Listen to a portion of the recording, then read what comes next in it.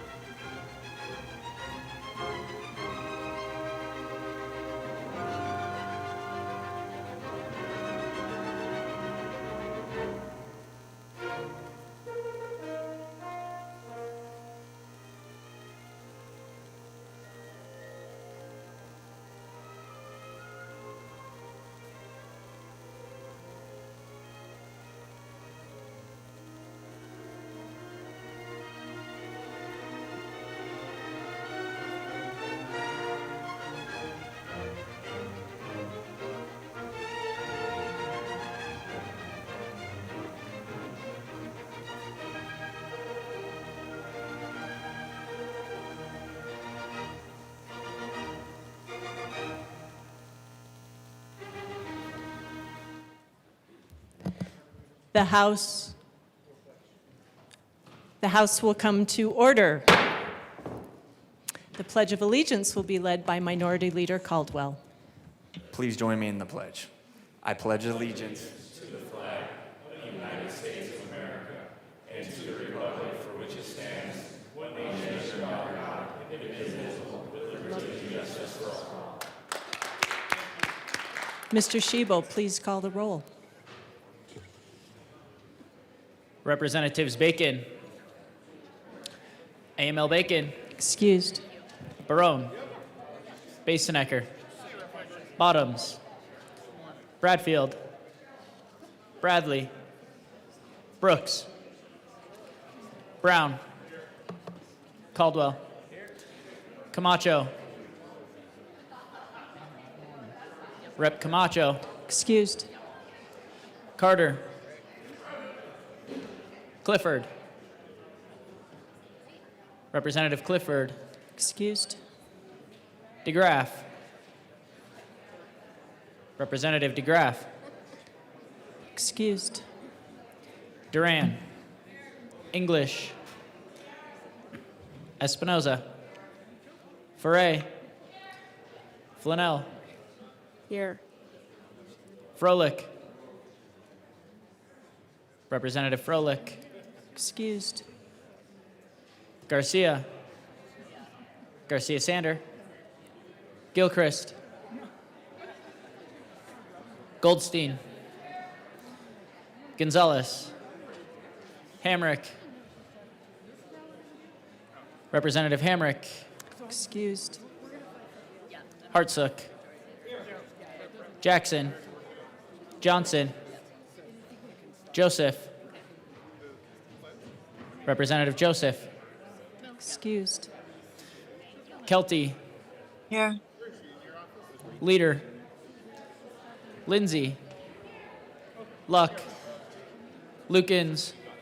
Mabry. Representative Mabry. Excused. Marshall. Martinez. Morrow. McCormick. Wynn. Pascal. Phillips. Representative Phillips. Excused.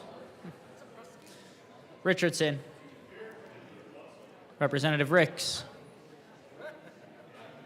Rep. Ricks. Excused.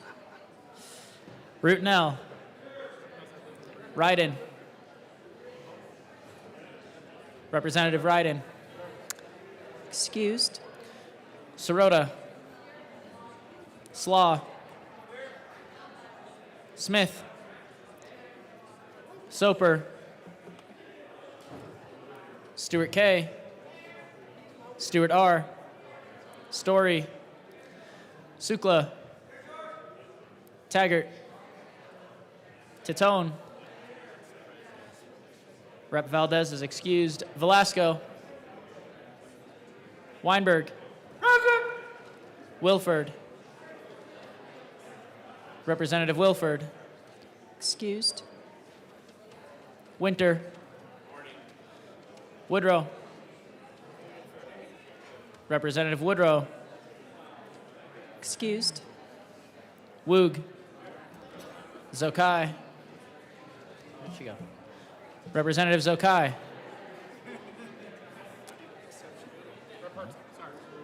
George is there. Oh, good eye. And Madam Speaker. Here. With 51 present, 14 excused, we do have a quorum. Representative Sirota. Thank you, Madam Speaker. I move that the Journal of Friday, April 17th, 2026 be approved as corrected by the Chief Clerk. Members, you have heard the motion that the journal be approved as corrected by the Chief Clerk. All those in favor say aye.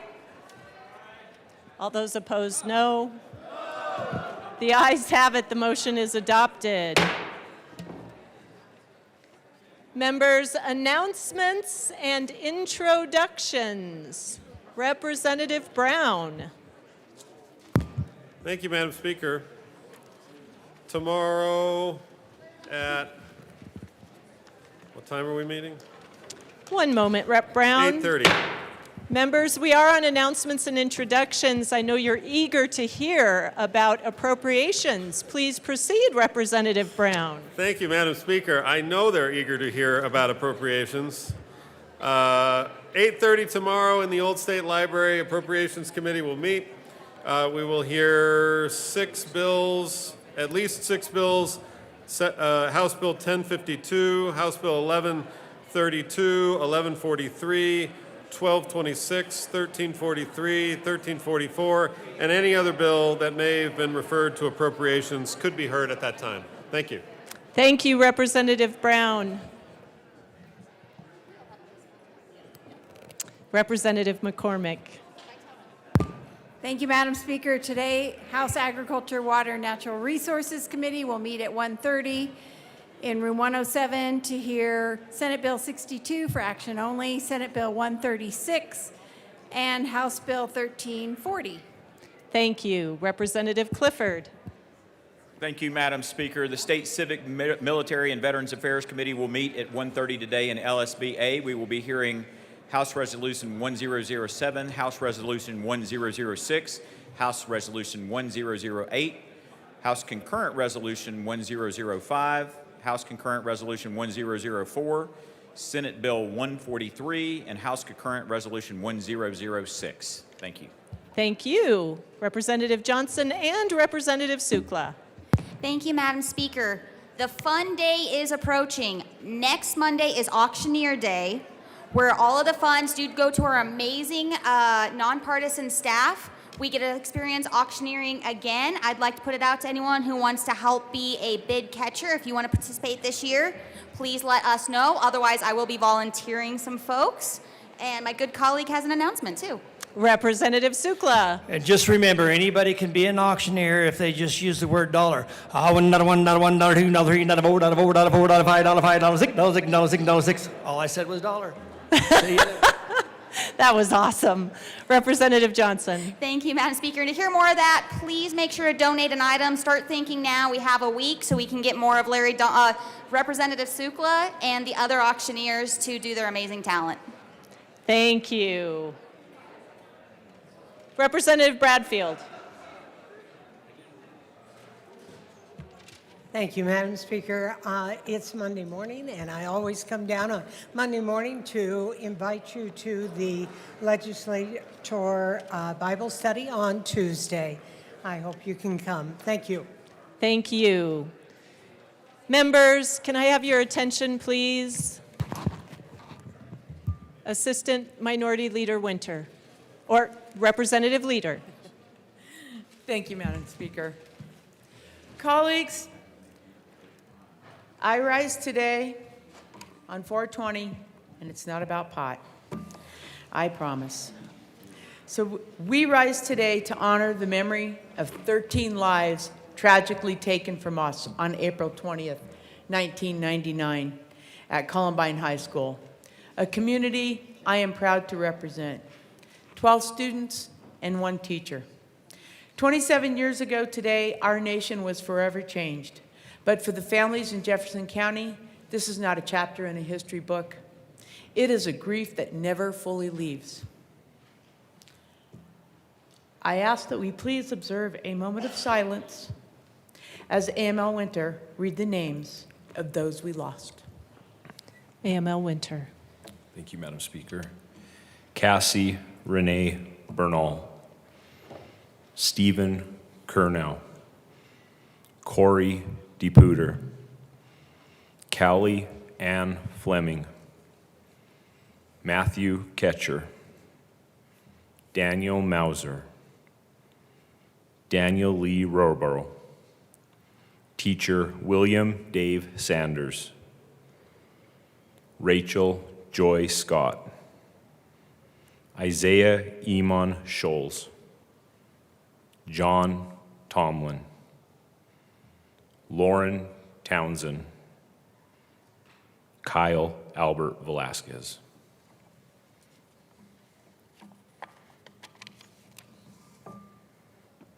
Representative Leader.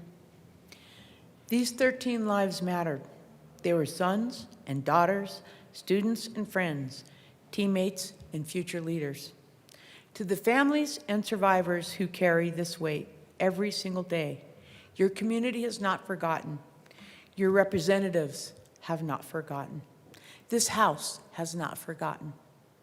I was recently invited to a filming with the teacher that was there when this happened and is still there.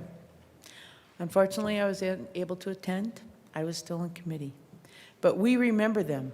We say their names, and we honor their memory. Thank you.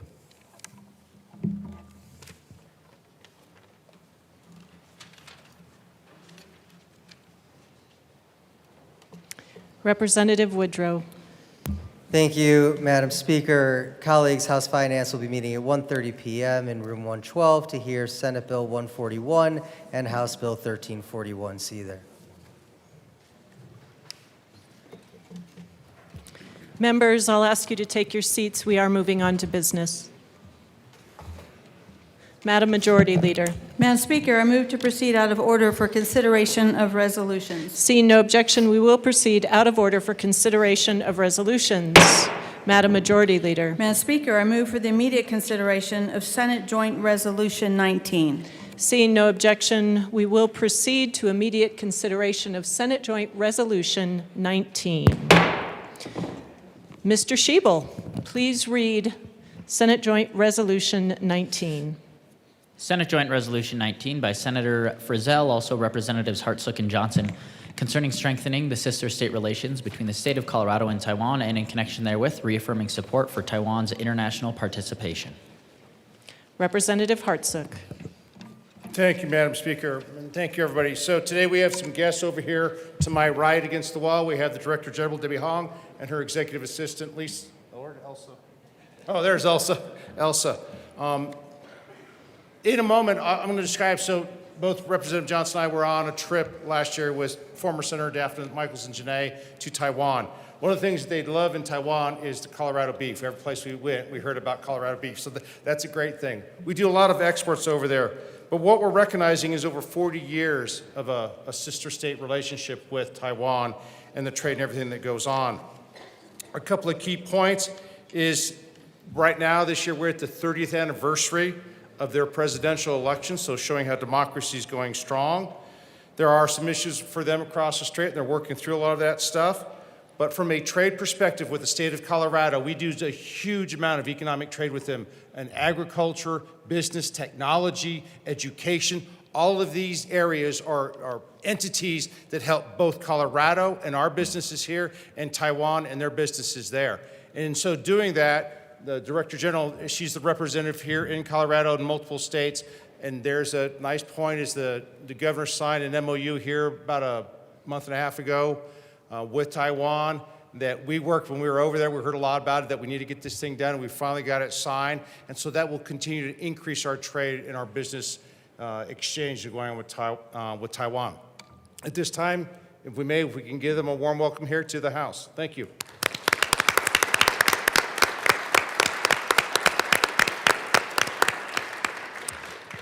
We do need for the resolution to be moved as well. Representative Hartsook. Sorry about that. Thank you, Madam Speaker. I move Senate Joint Resolution 19 and ask for the be it resolved portion to be read. Thank you. Mr. Schiebel, would you read the be it resolved portion of the resolution? Be it resolved by the Senate of the 75th General Assembly of the State of Colorado, the House of Representatives concurring herein, that we, the members of the Colorado General Assembly, celebrate the 43rd anniversary of our state's sister state relationship with Taiwan, support the further strengthening of trade relations and academic exchanges between Colorado and Taiwan, support the signing of the agreement of avoidance of double taxation between the United States and Taiwan, support Taiwan's inclusion in international organizations that are significant to the health, safety, and well-being of all people, and commend Taiwan's vibrant democracy. Thank you. Representative Johnson. Thank you, Madam Speaker. And it is a great honor to be with my co-representative. We had the privilege to go to Taiwan last year, and thank you so much for the amazing hospitality. It was very insightful to learn just how much that we do business, agriculture being the best, agreeing that Colorado beef is the best beef, making sure that we're looking at, other trade groups like education, energy, business. And so it was a phenomenal trip. I'm glad that we're sister cities and we can continue fostering this relationship that benefits both, and urge a yes vote today. Seeing no further discussion, the motion before us is the adoption of Senate Joint Resolution 19. Mr. Schiebel, please open the machine and members proceed to vote. Representative Flanell, how do you vote? Yes. Representative Flanell votes yes. Representative Kelty, how do you vote? Representative, please proceed. Yes. Representative Kelty votes yes. Representative Marshall is excused. please close the machine. With 60 ayes, 0 no, and 5 excused, Senate Joint Resolution 19 is adopted. Co-sponsors.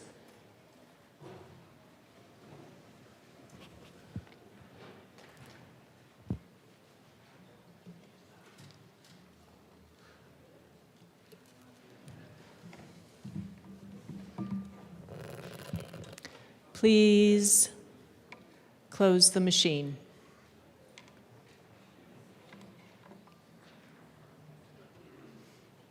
Madam Majority Leader. Thank you, Madam Speaker. I move that the following bills be made special orders on April 20th, 2026 at 10:20 a.m.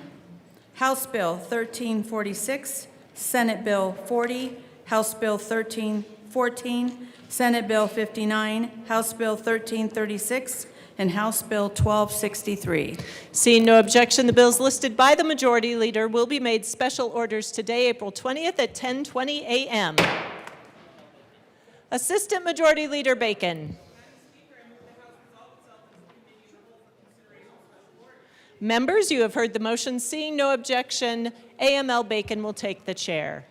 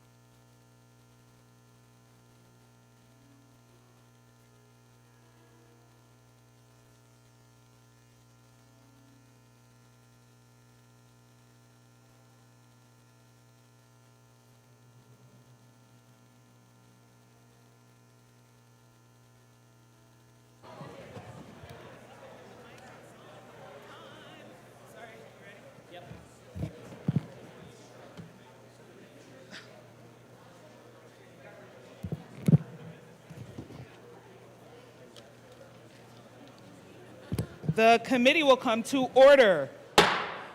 With your unanimous consent, the bills will be read by title unless there is a request for a reading of bill at length.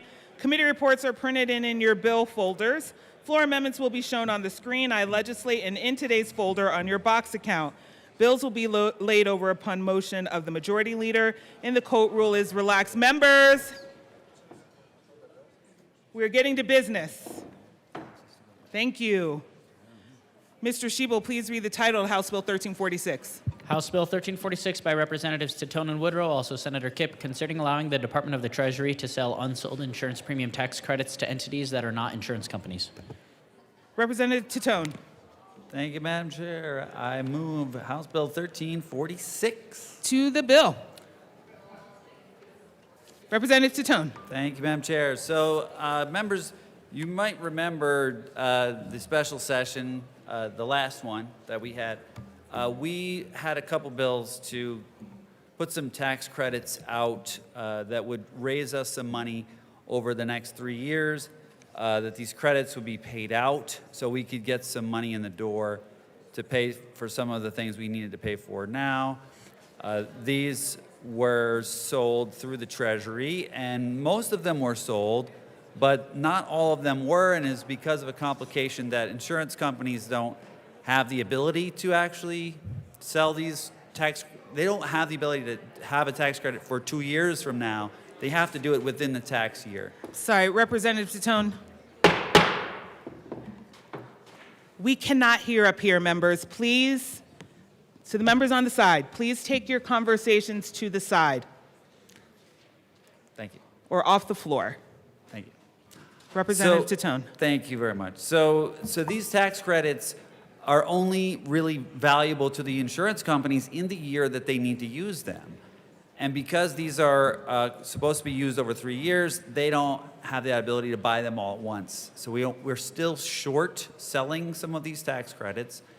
And this bill would extend the program to use a third-party broker as the bridge purchaser for these tax credits. And that way we could sell all of these tax credits that we're anticipating selling, and we really need to, so we have all the money to fulfill our obligations. So we ask for a yes vote on this bill because without this, we're going to be short the money that we need to pay for the things that we agreed to pay for earlier on. Representative Woodrow. Thank you, AML Bacon. It's an honor to serve with you. It's such an honor to serve with you, homie. Thank you. So, why are we running this bill, colleagues? Well, only 2 out of the top 10 insurance companies participated in the most recent tax credits, HB 25-1004, and half of the top 10 insurance companies will not purchase a 3-year stream up front. They will only purchase annually once their tax liability is actually known. This bill ensures that the state can sell all tax credits and will ultimately save the state money. It also allows for broader participation from large taxpayers and encourages competitive bidding. Please vote yes on this bill to ensure that the tax credits from 25-1006 will be placed and make state revenue whole for fiscal year 25-26. Thank you. Representative Brooks. Thank you, Chair. Some key words there to pick up on. If we don't do this, we're going to have some budget issues. If we don't do this, the money's not going to be there. Again, I mean, if we rewind a little bit to just a little while ago, you know, for the budget discussions we were having here, there are certain markers that if you're paying attention, you know, to even your own family budget, and you start to realize that you're about to fall over the fiscal cliff, that there were warning signs there.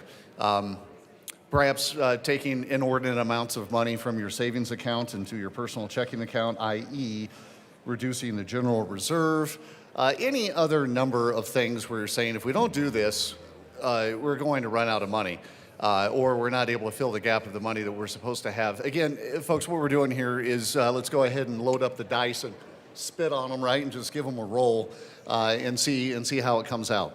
Hope that you don't. Are you supposed to roll a 7 or do you don't want to roll a 7? I don't think you don't want to roll a 7. I think that's it. I was never very good at dice. I was never very good at gambling, and I'm certainly not very good at gambling with taxpayer money.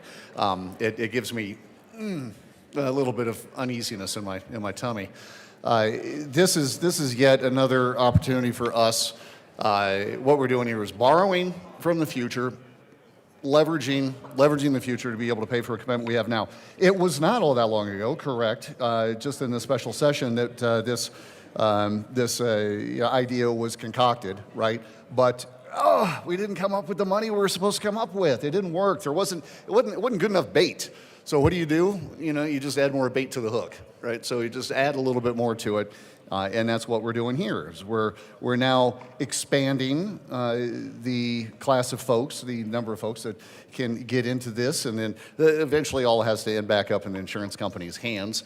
But I think the takeaway is that it wasn't as clean, it wasn't as successful as we had hoped. So we're doubling down on the gambling bit, which again I already explained. I'm not particularly good at that, and I don't think that that's necessarily what we ought to be doing with the people's taxpayers' dollars. And so what we're doing is instead of simplifying, I'm a simple guy. Instead of simplifying tax policy, the bill broadens who can participate in the purchasing of state-created tax credits and then creates yet another transfer mechanism between private entities and insurers. To me, gives me pause, creates a little bit of concern. For the gaming of markets, fairness, and whether the state is moving further into subsidized tax credit trading rather than reducing taxes broadly and in a more transparent manner. Always big on the transparency piece.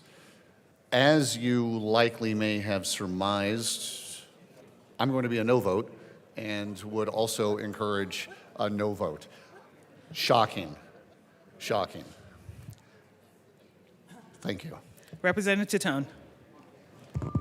Thank you, Madam Chair. I'm going to roll in here and just say my colleague from Douglas County is full of craps on that. So that's all.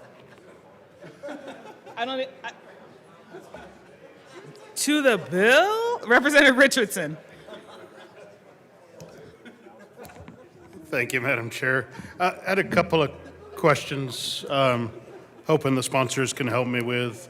One, do we know how much is still left to sell of what was authorized during the special session that we all enjoyed so much? And then it was mentioned that somehow this bill saves the state money. How do we save money by selling future revenue at a discount today?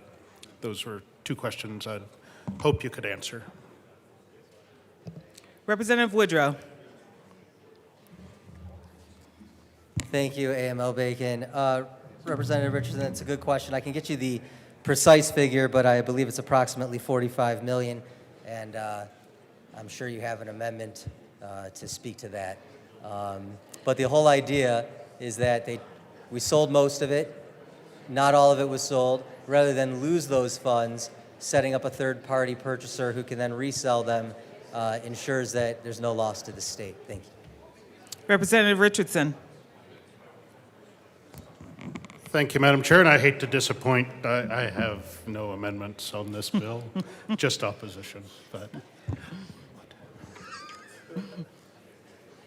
no, I'm glad it's only 45 million left, but again, I think I'm not sure at what percentage we sold the bulk of it, but just transferring to another sale through a middleman.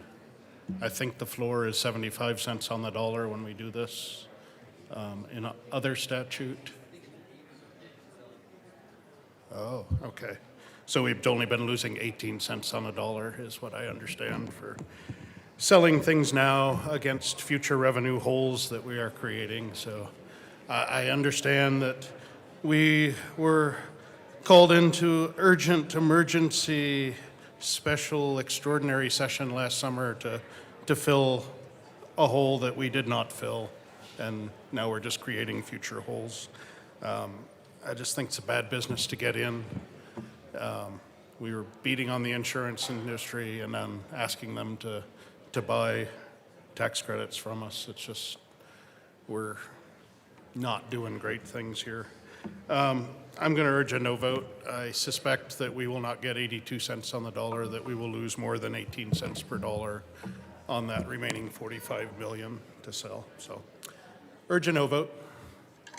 Is there any further discussion? Seeing none. The question before us is the passage of House Bill 1346. All those in favor, please say aye. Aye. All those opposed, please say no. No.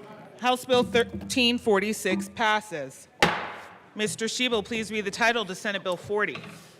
Senate Bill 40 by Senators Simpson and Amabile, also Representative Stewart Kane Smith, concerning the Affordable Home Ownership Program. Representative Stewart. Thank you, Madam Chair. It is super duper awesome to serve with you. It is so awesome to serve with you. Representative Stewart. I move the THLG committee report and Senate Bill 40. Okay, to the committee report. Do I need to move the amendment for? I never remember. Is the amendment to the It is. Yeah.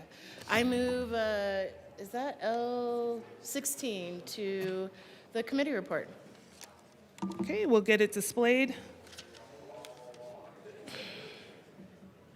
Okay, the amendment is displayed. Representative Stewart. So this amendment does three things. It clarifies that for land banking program, information must be shared with the Office of the Economic Development, or CHFA, not the Division of Housing, as the program is run by OEDIT. It fixes an error in committee amendments that inadvertently removed tribes from a section of statute and removes the section related to conflicting deed restrictions. And there was an agreement to move this section in order to avoid fiscal impacts. So we ask for an aye vote. Is there any further discussion on L16? Seeing none, the question before us is its passage. All those in favor, please say aye. Aye. All those opposed, please say no. L16 is passed. To the committee report, Representative Stewart. Thank you, Madam Chair. So in committee, we offered a few amendments at the request of the Southern Ute Indian Tribe, and we ask for a yes vote on the committee report. Seeing no further discussion, the question before us is the passage of the committee report. All of those in favor, please say aye. Aye. All those opposed, please say no. The committee report is passed.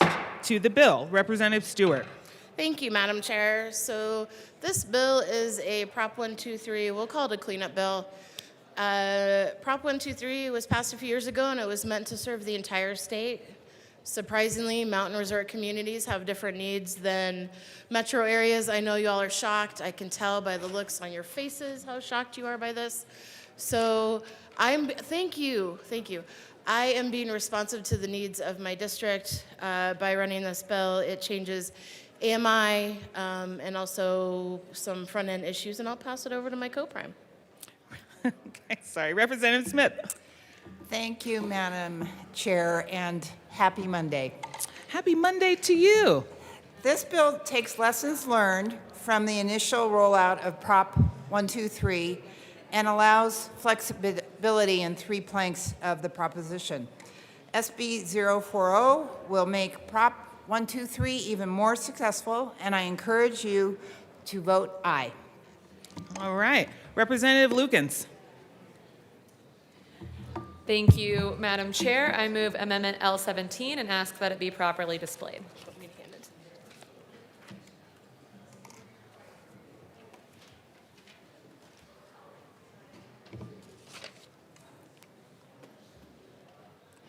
Okay, it is displayed. Representative Lukens. Thank you, Madam Chair. This amendment makes a small but important adjustment by changing the allowable share of monthly household income from 35% to 38%. It reflects the financial realities facing working families across Colorado, especially in rural areas where true deed-restricted affordable housing is scarce. Right now, we're seeing qualified buyers, people who have won deed-restricted housing units and secured responsible lending packages coming in slightly above that 35% threshold, with lenders fully comfortable giving them the stability of fixed rate mortgages. In many cases, these homeowners would actually be paying less than they currently do in rent, and so this modest adjustment ensures that down payment assistance programs can work in tandem with real world lending practices. I ask for a yes vote. Representative Smith. Thank you, Madam Chair. Representative Stewart and I are in support of this. We realize that resort communities have their own difficulties with housing prices, and we urge an aye vote on this. Is there any further discussion on L17? Seeing none, the question before us is its passage. All those in favor, please say aye. All those opposed, please say no. L17 is passed. To the bill, Representative Richardson. Thank you, Madam Chair. Thank you, sponsors. We just heard a couple of tremendous things said by the sponsors of the bill. A recognition that one size does not fit all, that different communities and different localities in the state do have different needs. What is also in this bill, I think, is also an admission that somehow homes are not getting cheaper, that allowing ourselves to go up to 120% of AMI, either in the locality where you're seeking the money, or if that locality doesn't support it, on a statewide basis. We're picking the numbers that work for us. And I know the other thing you're probably all thinking is, how can we have passed 40 bills to address affordable housing in the last 7 years, and somehow housing has not gotten more affordable? I know that's a burning question for all of us. Perhaps it's because the bills we're passing are not making homes more affordable, but more expensive to construct and more expensive to sell. So we probably do need to look at that a little bit closer. And that little bit closer look, I think, would be supported by I move Amendment L018 to Senate Bill 40 and ask that it be displayed.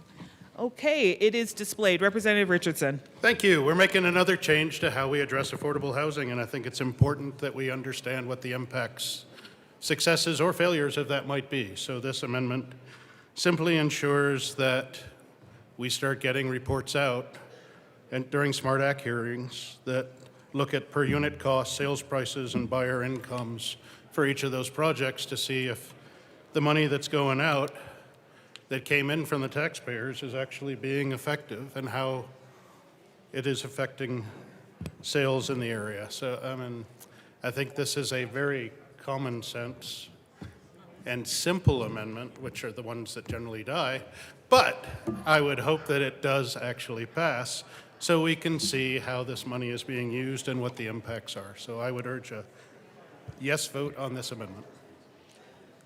To my brother from another mother, AML Winter.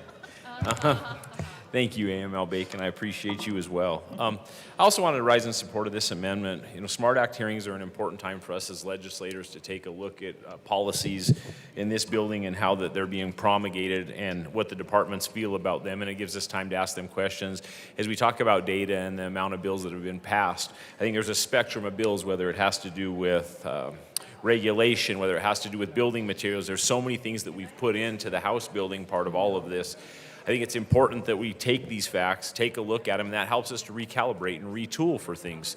I don't think there's anything wrong with getting this data and saying, okay, this is working. The battlefield shifts all the time, so it allows us to, focus fire in different areas. There may be things that are working that we hold on to. There may be things that we found that aren't working. And that allows us to look at some of the building codes, especially when it comes to the WUI stuff and the hardening, what it's doing to the price of homes and what some of the regulation and red tape is doing to the price of homes. So I think this is a well-intended amendment. I think it gives us data, and I think it gives us the ability to talk to the department in Smart Act hearings to see if we need to refocus that fire. And with that, I urge a yes vote.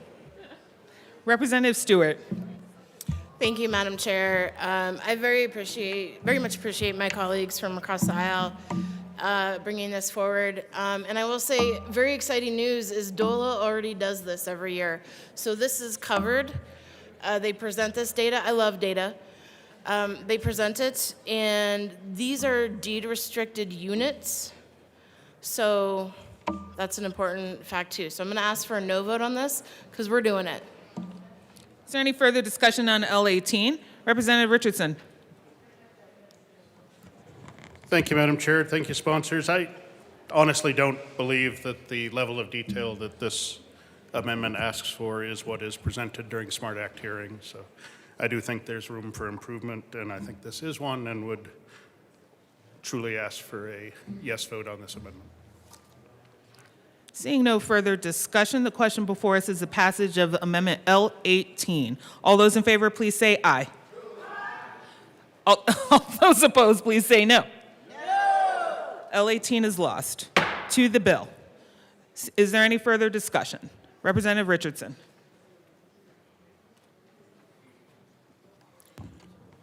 Truly understand what we're trying to do here. We are trying to get money out to people that need money because houses are tremendously expensive. But making a permanent move to 120% AMI and then allowing venue shopping to determine where the best AMI might be, statewide or local, is an admission that homes aren't going to get any cheaper. A waiver for a couple of years to allow this to see if it helps would have been a better move. Right now, we're just setting it in statute permanently that homes are just going to get more expensive. I wish the amendment had been taken. I think data is good if we're willing to operate somewhat blindly on the impacts of the legislation we're passing, so be it. But again, this will be about the 40th bill in this sector that we have passed in the last 7 years, and homes are not getting cheaper. We need to do a wholesale relook of what we are doing in this building that is impacting the cost of homes. We are not reducing the cost of homes. Over time, we are doing nothing but adding to the cost of homes. And it's with good intention, I have no doubt. But the reality is that every bit of extra statute and extra regulation that we add adds to the cost of construction and the eventual purchase price. We can bring those purchase prices down by throwing money at it, by subsidizing the cost of the home. But at the end of the day, the cost of construction is not going down, it's only going up.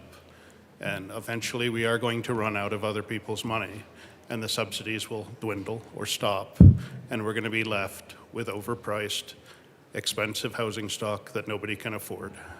We got to find a better way to get at the root cause of this. I would urge a no vote. We've got to stop layering on statute. Representative Stewart. Thank you, Madam Chair. That's what I love about this job is that when you realize years out the policy doesn't work, you come back and change it. That's what we're doing in this bill. Colorado is not a one-size-fits-all. We're responsive to the needs of our districts and communities, so I ask for an aye vote. Thank you. Representative Luck. Thank you, Madam Chair. I just have a couple of questions for the bill sponsors. The first question, what is the total long-term liability to taxpayers, including contingent liabilities from loan guarantees or program defaults, and how is this reconciled with Colorado's balanced budget requirements? Representative Stewart. Thank you for that question. I would have to sit down with my friends in the Senate and the stakeholders to be able to get a response to you. Representative Luck. Thank you, Madam Chair. My second question, how does this program avoid creating long-term dependency on state assistance rather than promoting pathways to self-sufficiency and market-based homeownership? Representative Stewart. Thank you, Madam Chair. I don't know if I have an answer that speaks directly to what your question is, Representative, but I would say that this is being responsive to what's needed for folks to get into the market. And while these units are deed restricted, I think a lot of discussions that we have, in this well is around building that equity and and it takes a lot of forms to do that. So I think this is one of the paths forward. So a tool in the toolbox. Is there any further discussion? Seeing none, the question before us is the passage of Senate Bill 40. All those in favor, please say aye. Aye. All those opposed, please say no. No. Senate Bill 40 passes. Mr. Schiebel, please read the title to House Bill 1314. House Bill 1314 by Representative English concerning increasing family stability and in connection therewith adding options and requirements for court orders and parenting time disputes, prioritizing kinship placements in certain circumstances, facilitating post-adoption grandparent contact, and creating a foster care prevention services pilot program. Rep. English. Thank you, Madam Chair. I move House Bill 1314. And the Health and Human Services report? And the Health and Human Services report. To the committee report. Rep. English. I ask for a yes vote on the committee report. Is there a committee report? Yes. Okay, well, let me just say this. The bill was amended in committee, and there were 3 different amendments, and essentially it took the bill on a different trajectory than I would have liked. However, there were significant amendments to still prioritize kids, and I would ask for a yes vote on the committee report. Is there any further discussion? Seeing none, the question before us is a pass. have none. There is Rep. Leader.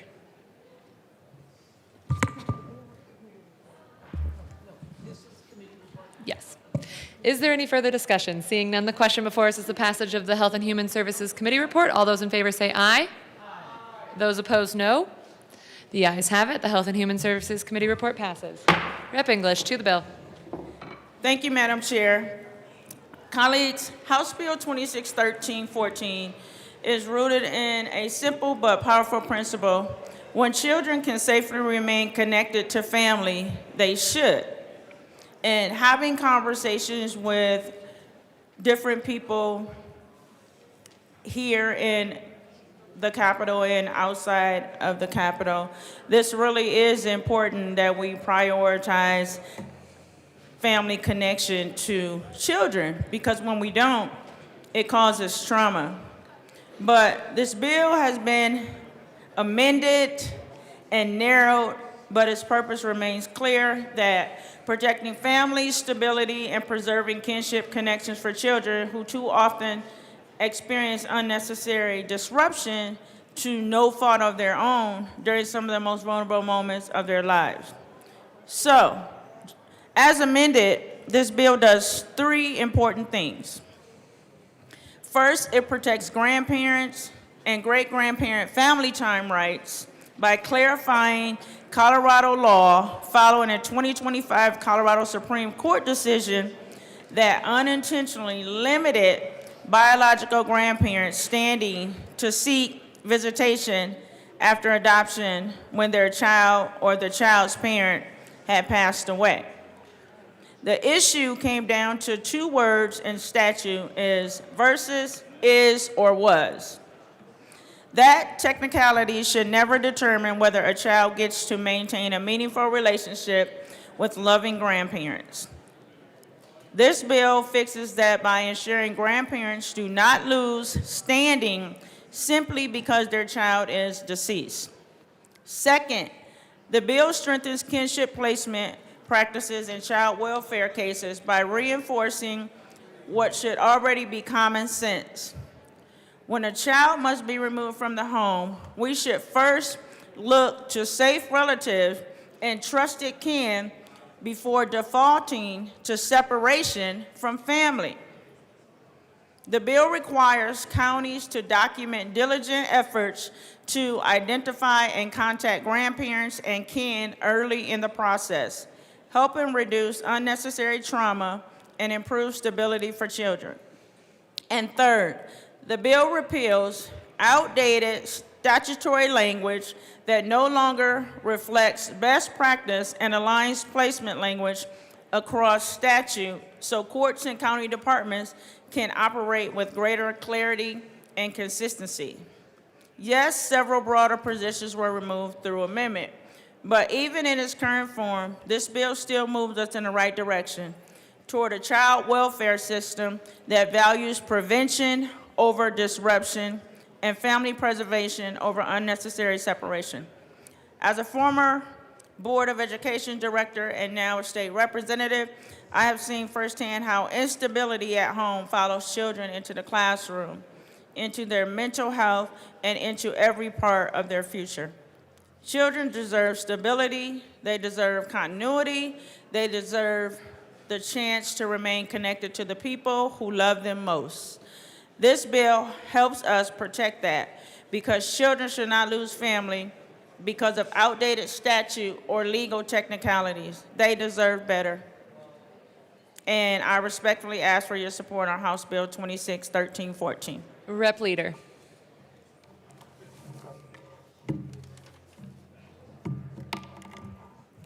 Thank you, Madam Chair. I rise in high support of this bill as a new Nana to a beautiful 8-month-old, which I left the props, pictures that I got in trouble for on the diaper bill on the desk. Wish that one would come up.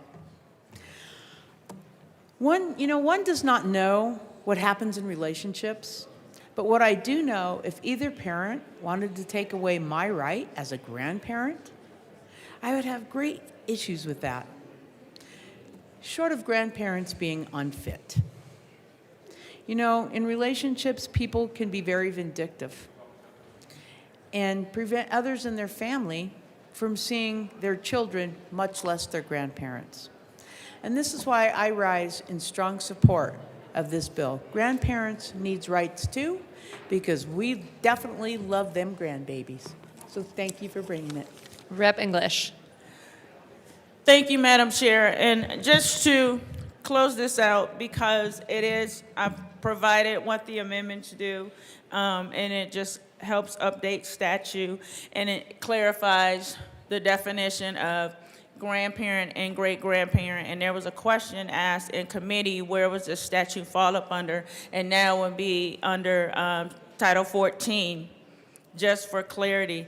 And as a grandmother of 12, I love each and every one of my grandchildren, and I have heard from grandparents across the state of Colorado about being, I guess, estranged from their grandkids.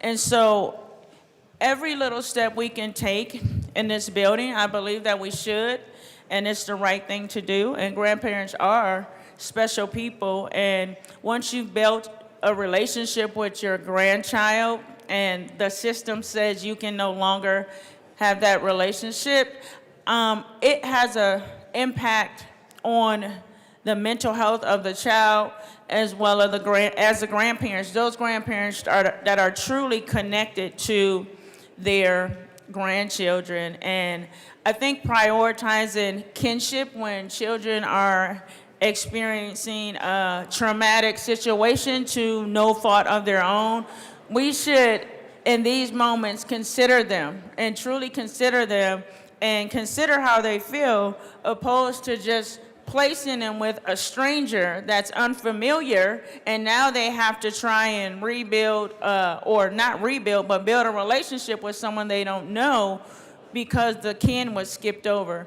So the hope for this bill is that it will pass and it will fill those gaps. And this is not what I wanted it to be initially, but this is a stepping stone to what can be built upon next session with coalitions and after stakeholding. And so I have made the commitment to do that because this is a system, the child welfare system is a system that needs to be restructured because there are a lot of things that are outdated, and there are a lot of people that weaponize and use the system against parents and grandparents, and that's just not something we should do if we really care about our children and their mental health and well-being.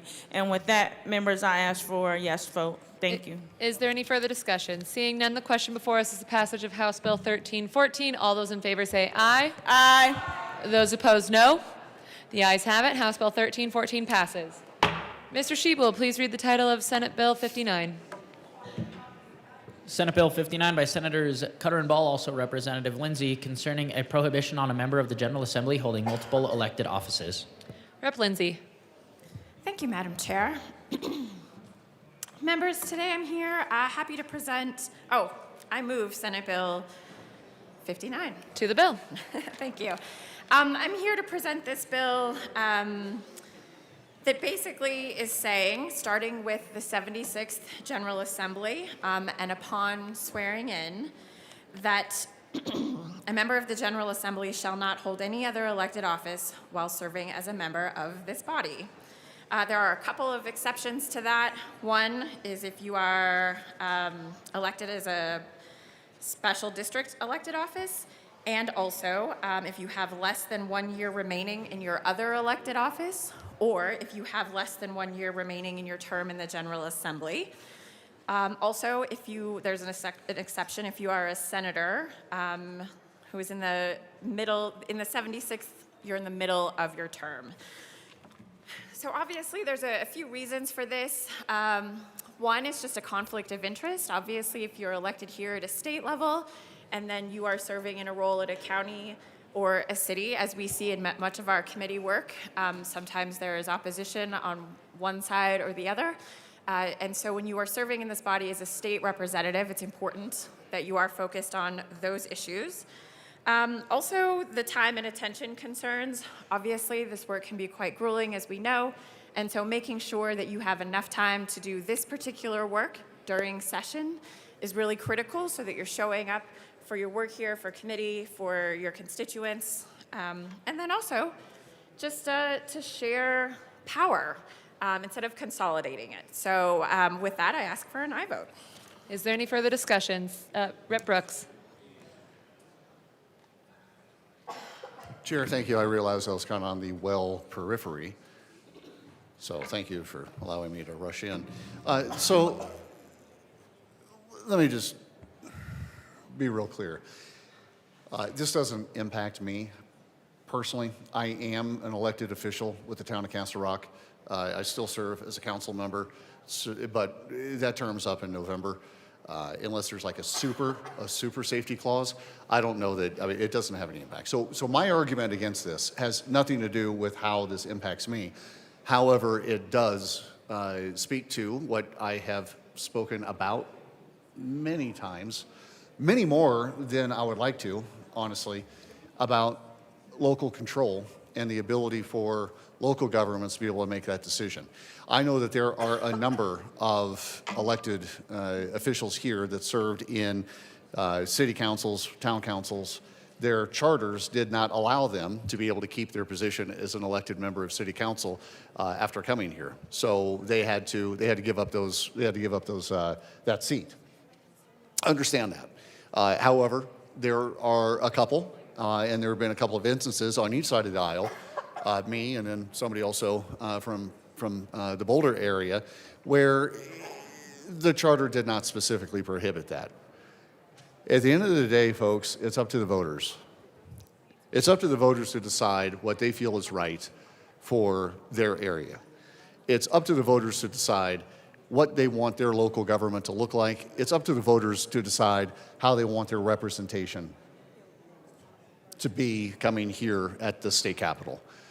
Perhaps this is more directed, I don't know, at school board level, but it's a blanket policy yet again to where we are trying to fix things here at the state level that perhaps honestly just aren't broken. It's us sticking our fingers into a pie that is not ours. We continue, and generally it's under local zoning issues, to stick our fingers in local government decisions.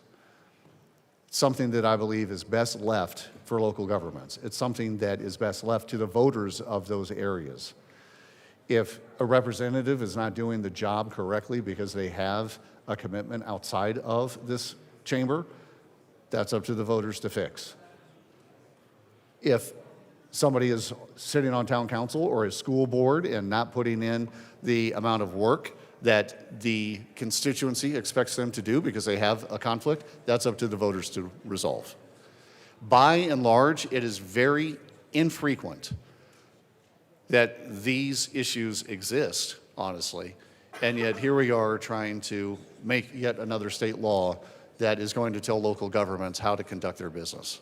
Local governments are the closest form of government to the people. Local governments are the way for people to be able to interface directly with government. At every turn, at every opportunity, we are squelching the voices of our community. And we're doing it through local government now. We're saying that you can't serve. And don't forget that this is the body that also said that you got to hold a job open. Got to hold a job open for people when they come here. I know it wasn't necessarily, these aren't tied together, but let's kind of think that through a little bit, right? We got to hold a job open. Employers need to keep that 4 months open for us to come back to. And yet, if there's another job out there, well, you can't have that. It's inconsistent. Again, it's something that I believe can be solved, has been solved, time and time again at a local level, and is not necessarily something that we need to be concerning ourselves with. Again, doesn't impact me personally. So this isn't for me speaking from a duly elected position. However, in my district, which they overlap almost identically, right? My town council position is Castle Rock. My elected representative district is Castle Rock. It's also Pradera and South Pinery, but the vast majority is Castle Rock. There is a lot of consistency between those two elected positions. But yet, we decide here, in communities across the Front Range, what's right for them. I ask for a no vote. Rep. Barone. Thank you, Madam Chair. 100%. 100% what my colleague just spoke about, local governments being the closest to the people. I agree with that. I follow that. I encourage that. And I also want to come up here and say I urge no vote on this bill. Each local government, for example, my local government, when I was on city council, I was duly elected to this position while I still had 1 year left on city council my first term. I was not allowed to serve in both chambers. And I agree with it. Okay, that's fine, because the people of my area, of my city, voted on that. They wanted to not allow this to happen, and I agreed with it. So I left my position city council and got sworn in here. So I do believe that this should be left at the local level for the people to decide if they want dual representation from the same person on city council or on the state level. Yes, I do see the possibility of one office not getting your full attention than the other, but at the same time, that's up for the people to decide. Do we want him here or do we want him there? We will vote him in here, but not in here. The locality, the people should decide how our representation is being done on both offices or not. Quite frankly, to be honest, I think this office is enough for me. I don't think I would be able to do another one, even if I could. Because it takes so much time to be here. And it's an honor to be here. And I want to give this office my 100% attention. I'm not going to give it 100%. I got to give some percentage to my family and to my other job and stuff like that. But at the same time, this would be enough for me. I wouldn't disagree that there's other representatives here that would feel the same way. I don't think we could handle two offices like this. But I urge a no vote on this bill. Rep. Jackson.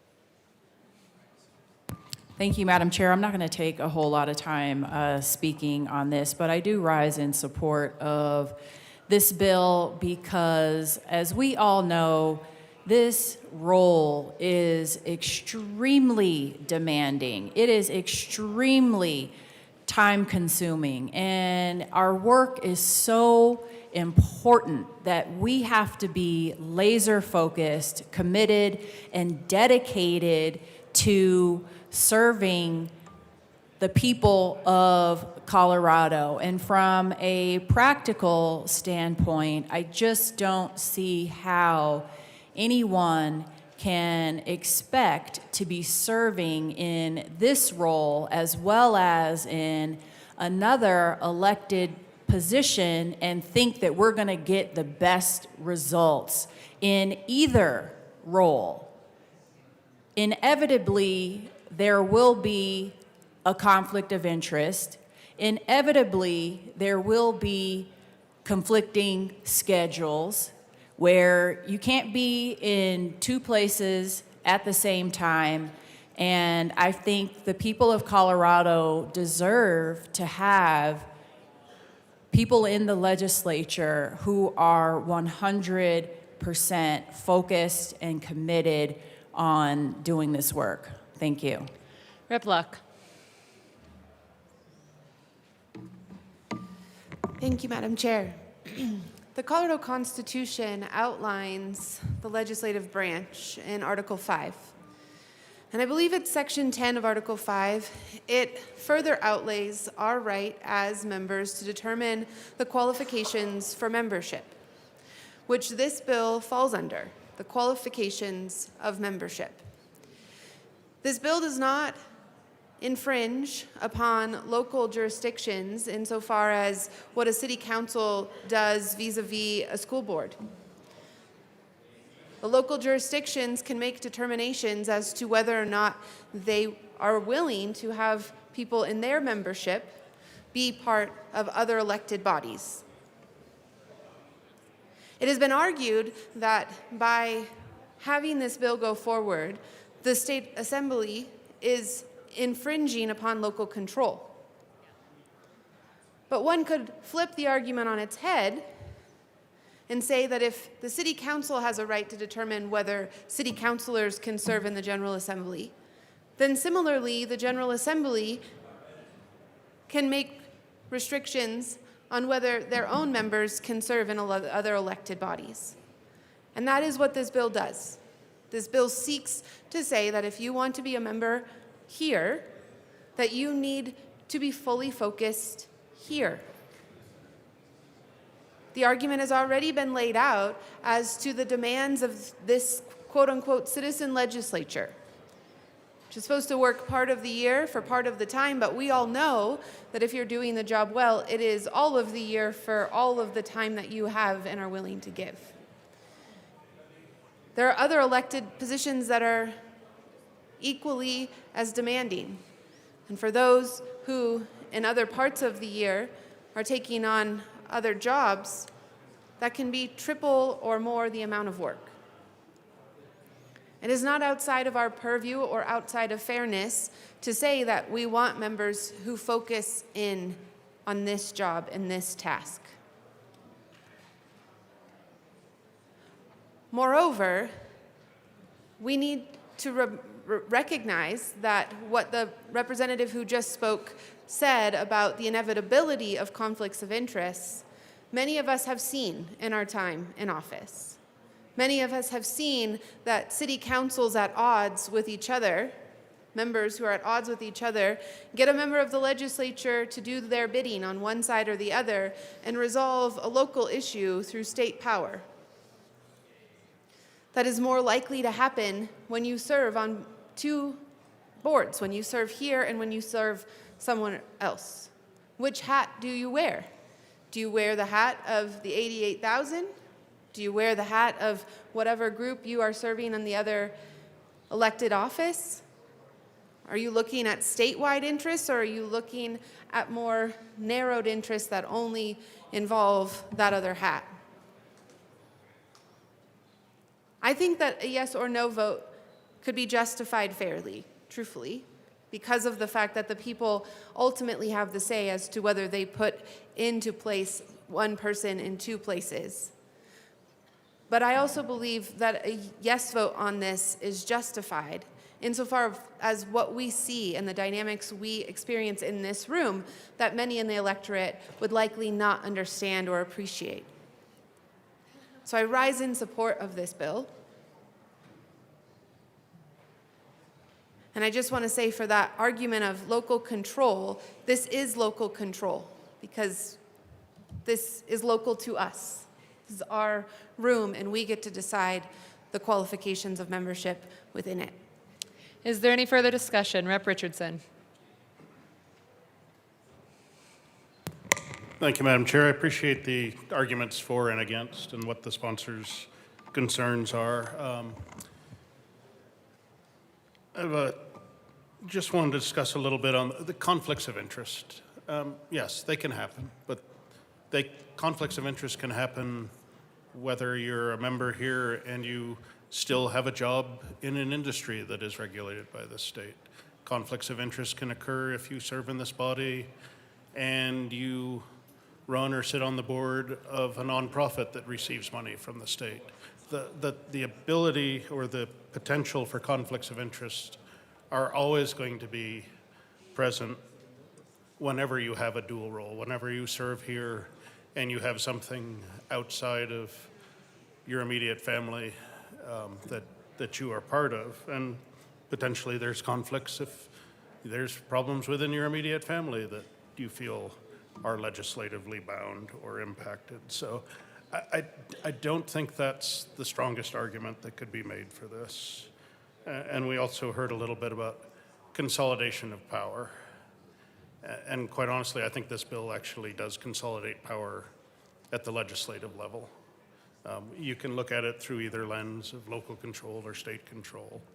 But at the end of the day, right now, we have a process in place where voters are empowered to decide whether they want somebody to serve in a dual role or not.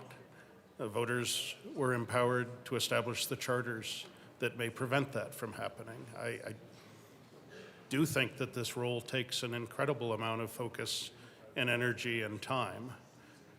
But I also believe that the people elected should be able to make that decision as to where they devote their time and energy and focus, and then the voters will decide whether they had made that appropriate choice.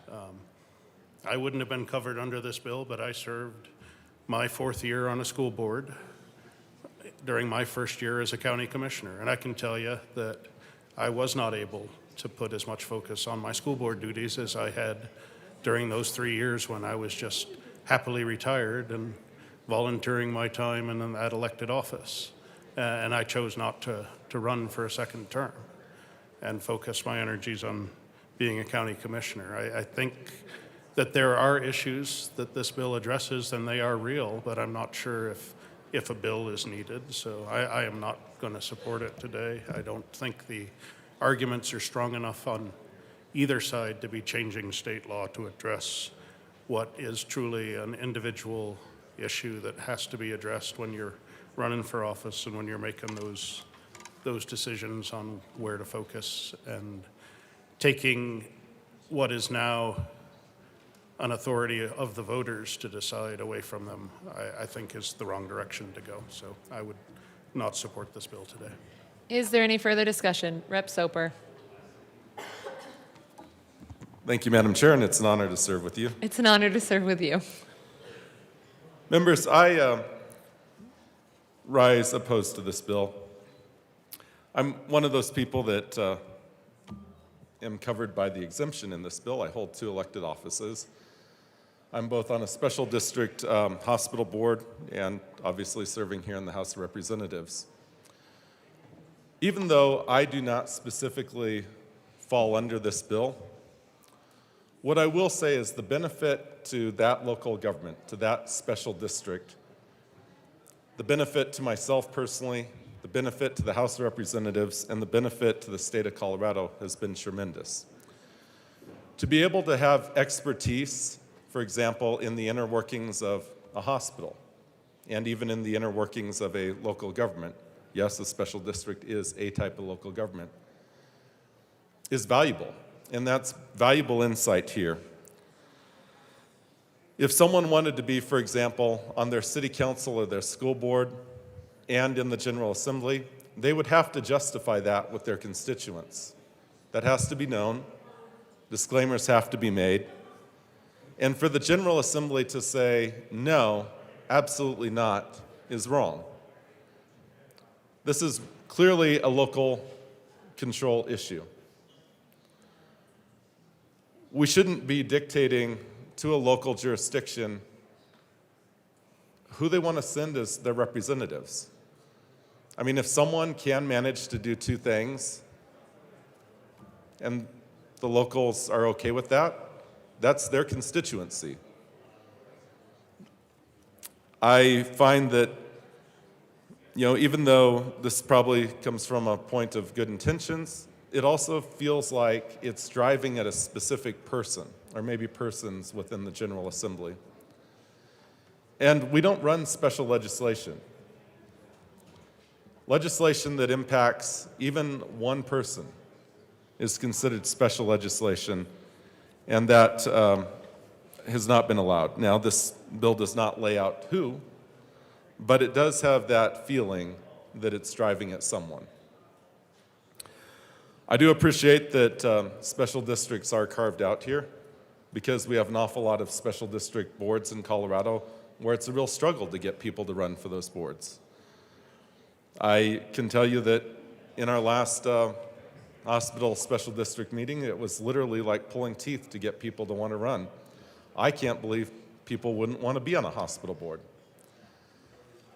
I mean, it's a lot of fun. It only takes 20 hours per week, and you only pull your hair up by the handfuls, and finances are really tough, and then you have regulations from the state and the federal government, and then you have locals who complain that they're not getting their benefit of the tax dollars, and then you have to explain to them, well, it's only $600,000 in property taxes that goes to support the local hospital, but more in sales taxes. But in the overall budget, we're talking less than 3% of the total budget comes from the taxpayers, and having to explain this day in and day out, you would think everyone would be running to have a job like that. Perhaps I'm a little bit intellectually deprived in that I said yes, and said yes to a second term as well. But it should be the local constituency that makes those determinations, and those are full disclaimers as to whether or not an individual does serve. I do know several individuals within this body have held offices on town council and in school districts simultaneously. And in talking to those individuals, either their term ran out or the time commitment became overwhelming to one or the other, and so they had to make a choice. But they naturally made that decision. They didn't just say, well, let's run a bill to help me make that decision. That individual had to come to that conclusion by themselves, that they couldn't commit the time to doing the job right. And that's the way it should work. That's a system that works very well, because there's not necessarily, especially in some rural areas, a lot of people who are jumping up to run for offices. I know over the weekend, the Grand Junction Daily Sentinel ran a front page story that talked about the chilling effect of running for local office. And there they had interviews with the mayor of Fruta, the mayor of Grand Junction, the local district attorney. And they really talked about the chilling effect for them to be able to get involved and run, because all of them had had epic death threats. And a lot was tied to their religious beliefs. But the article really focused on the chilling effect of getting people to stand up to run for local office. And if we have too much of this, I mean, the people who do stand up like us and say, yes, I'm willing to be in the arena, I'm willing to take the arrows, that individual should make those determinations. And the constituents will say yes or no. And the constituents are pretty smart. I have not seen them go in the wrong direction ever. And I would rather err with those Coloradans in that local constituency deciding what they want in terms of their representation at either the local or state level. So I'll be a no vote. Thank you. Rep. Wynn. Madam Chair, it's an honor to serve with you. It's an honor to serve with you. Thank you so much. I stand in support of this bill because similar to a lot of folks here, I was appointed through a vacancy committee, and I actually last year as a city council member put in our city council charter to pass an amendment in our charter to basically say that you cannot hold multiple offices. And one reason why we did this in Broomfield City Council was because the concept is that we believe that you should be committed to one or the other. And so when I was appointed back in January, I had to resign from city council. I had to quit serving as a county commissioner for the city and county of Broomfield. And I truly believe that if I was in two positions at once, it would be impossible to do it, because you cannot, and I don't think we have the time and ability to do that. But I also want to emphasize that after I left Broomfield City Council, there was a vacancy appointment for my Ward 1 seat, and over 15 people applied for that seat. So I believe that folks are willing to step up and that truly commit to one or the other. So I stand in absolute support of this bill. Thank you so much. Rep. Brooks. Chair, thank you again. So what I think I just heard is my colleague serving on a local town council saw something that perhaps might reflect his constituency, asked the voters to make a change to the town charter, and the voters approved that. That's awesome. That's exactly the point that I'm making here. We have the ability to be able to change our charters to reflect the constituency of the community in which we're serving. If something needed to be changed in my colleagues' town council and my colleagues' city, they addressed that in a very efficient manner. Brought forward something for the voters to consider. The voters said, you know what, we think you're right. Boom, there we go.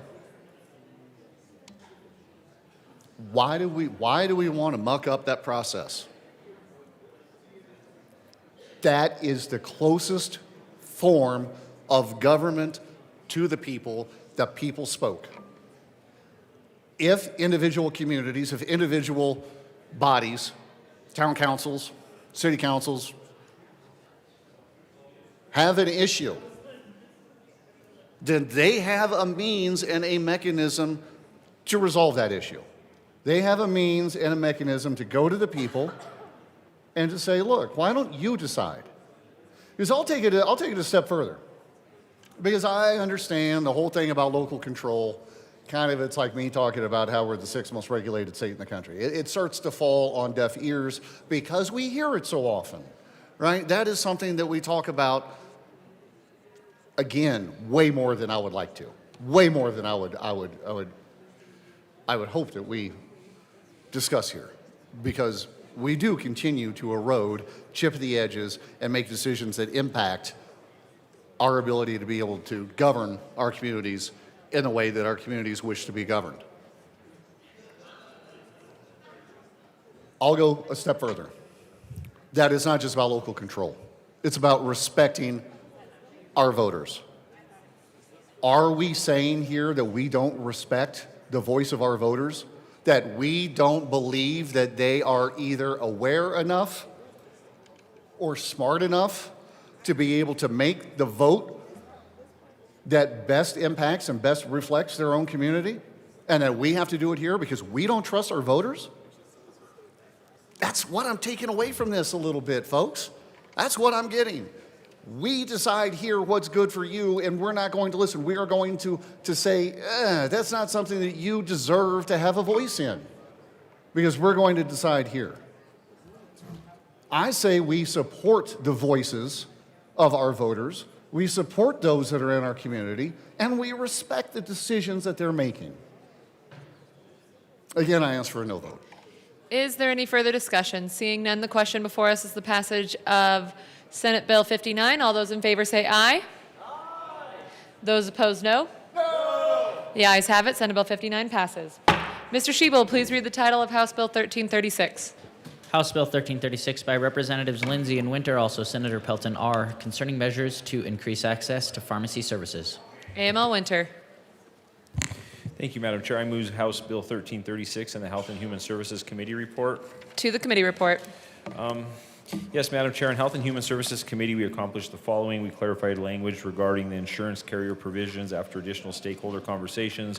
We modified language around technician product verification to make it clear controlled substances are not included in this new framework, and made a significant concession by moving the age for test and treat to 5 years of age and above, and requiring notification or referral to primary care provider if test or treatment occurs for this new age bracket. And we have an amendment to the committee report, so I would like to move Amendment L005 and ask that it be properly displayed. One moment.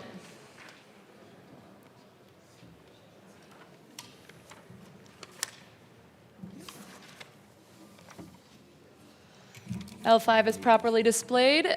AML Winter.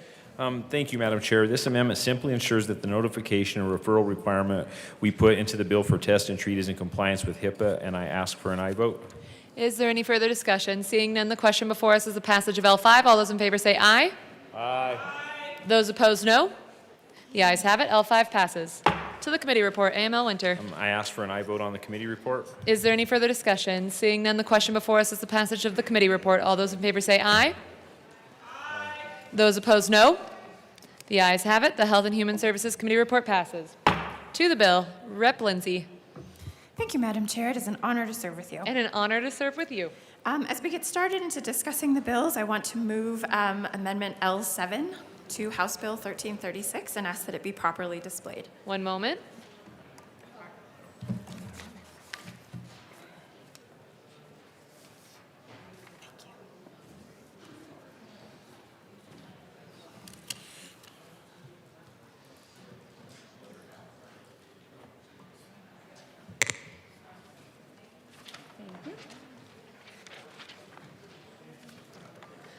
L7 is properly displayed. Rep. Lindsay. Thank you, Madam Chair. As conversations continued after committee, this is an amendment that we've come up with that basically says it's a requirement for test and treatment for ages 12 to 18 that a pharmacist will notify a primary care provider if a test or treatment occurs, or if they don't have one, which is often the case, that the pharmacist will refer them to one. We have a requirement in the bill for ages 5 to 12, and this simply mirrors that, and we ask for an aye vote. Is there any further discussion? Seeing none, the question before us is the passage of L7. All those in favor say aye. Aye. Those opposed, no. The ayes have it. L7 passes. To the bill, Rep. Lindsay. Thank you, Madam Chair. In communities like mine, families face real barriers to care, cost, transportation, and long wait times for basic services. This is a statewide issue. Very few parts of Colorado have enough providers to meet demand, which leads to delays and worse outcomes. And this bill takes a patient-centered approach, and at its core is a carefully structured test and treat model. It's limited, targeted, and evidence-based. It applies only to minor self-limiting conditions or those guided by simply highly reliable CLIA-waived tests. Treatment is provided only when a test confirms the condition, and patients are referred when symptoms fall outside those parameters. Colorado is currently more restrictive than most states in this area, even as others safely allow broader access to these same services, so it's time we got on board. Speaking specifically, I'm partnered here with my co-prime. As I've come through this work in the legislature, I have realized that rural communities and a community like mine in Northwest Aurora are actually very similar on this particular issue of healthcare as far as being underserved and not having enough access to services.